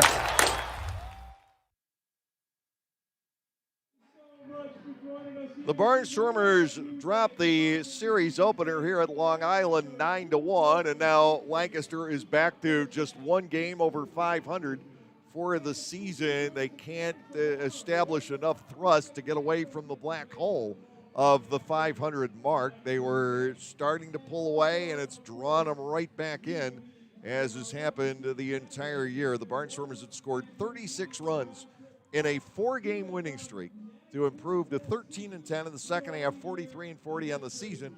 All of a sudden, the offense just vanishes. And 2 games in a row now, the Barnstormers have done very, very little at the plate. Signs of life in the top half of the ninth inning. Hopefully a good omen for the game tomorrow night and the rest of the series. Tonight, the Ducks, 9 runs, 8 hits, no errors, 4 left. The Barnstormers with 1 run on 5 hits, 1 error, 4 men left on base. The win goes to Scott Harkin. He improves to 4-0. Niall Ball charged with the loss. He drops to 2-4 on the season. Daniel Fields with a 2-run homer in the second, his 9th of the season.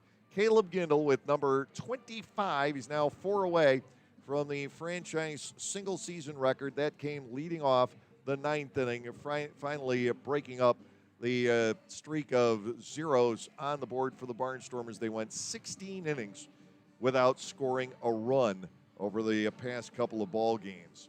Time of our game, 2 hours, 56 minutes. 6th one we've gotten in under 3 hours, and 29:74 the crowd tonight here at Fairfield Properties Ballpark. A little bit low for a weekend night here on Long Island. The Ducks win this one 9-1. It started in the bottom of the second inning as Chris Shaw doubled to left center field, the ball dropping deep into the alley in front of Alejandro De Aza. Davidson Romero's fly ball to deep right field moved Shaw to third. He scored when Hector Sanchez rolled a single up the middle. Fields clubbed the 2-run homer to make it 3-0. Ball retired the next 7 batters, but in the 5th inning, it was again Sanchez, this time grounding a single into right field. 1 out later, Ty Kelly drew a walk, and Vladimir Frias banged a triple into the right field corner for a 5-0 lead. A run scored against newcomer Alexis Rivero on a wild pitch in the 7th. Ben Wanger was wild here tonight. He gave up 3 runs, though only 1 earned. In the 8th inning, Tyler Laporte came on to get the final out. Caleb Gindel with a home run to start off the 9th inning, making the night a little bit better, providing at least 1 highlight for the Lancaster Barnstormers. And Alejandro De Aza chimed in with his 3rd hit of the ball game tonight. He had 2 singles and a double. De Aza stays hot overall and certainly against the Long Island Ducks. 9-1, our final score. Long Island taking the series opener. Elsewhere in the Atlantic League play tonight, York has just walloped Southern Maryland. It's now 12-1. They are through 8 innings of play. Lexington has Gastonia down 11-2 in the top of the 7th inning. High Point and West Virginia in that battle for control of the Southern Division tied at 9. Play is in the bottom half of the 7th inning. Tomorrow night we'll be coming your way once again from Fairfield Properties Ballpark in Suffolk County, Long Island, in the town of Central Islip. We will be on with you at 6:30 here on the YouTube channel. Anderson De Leon, 4-3, going for the Ducks. The Barnstormers with left-hander Tommy Shirley on the hill. Shirley coming in with a record of 3 wins and 3 losses. Join us then, and now for our video producer Ryan Cortazzo, for all the cast and crew at Clipper Magazine Stadium, and our presenting sponsor, Gockenauer Appliances of East Petersburg. I'm Dave Collins. Have a great evening, everyone, and we'll see you at the ballpark.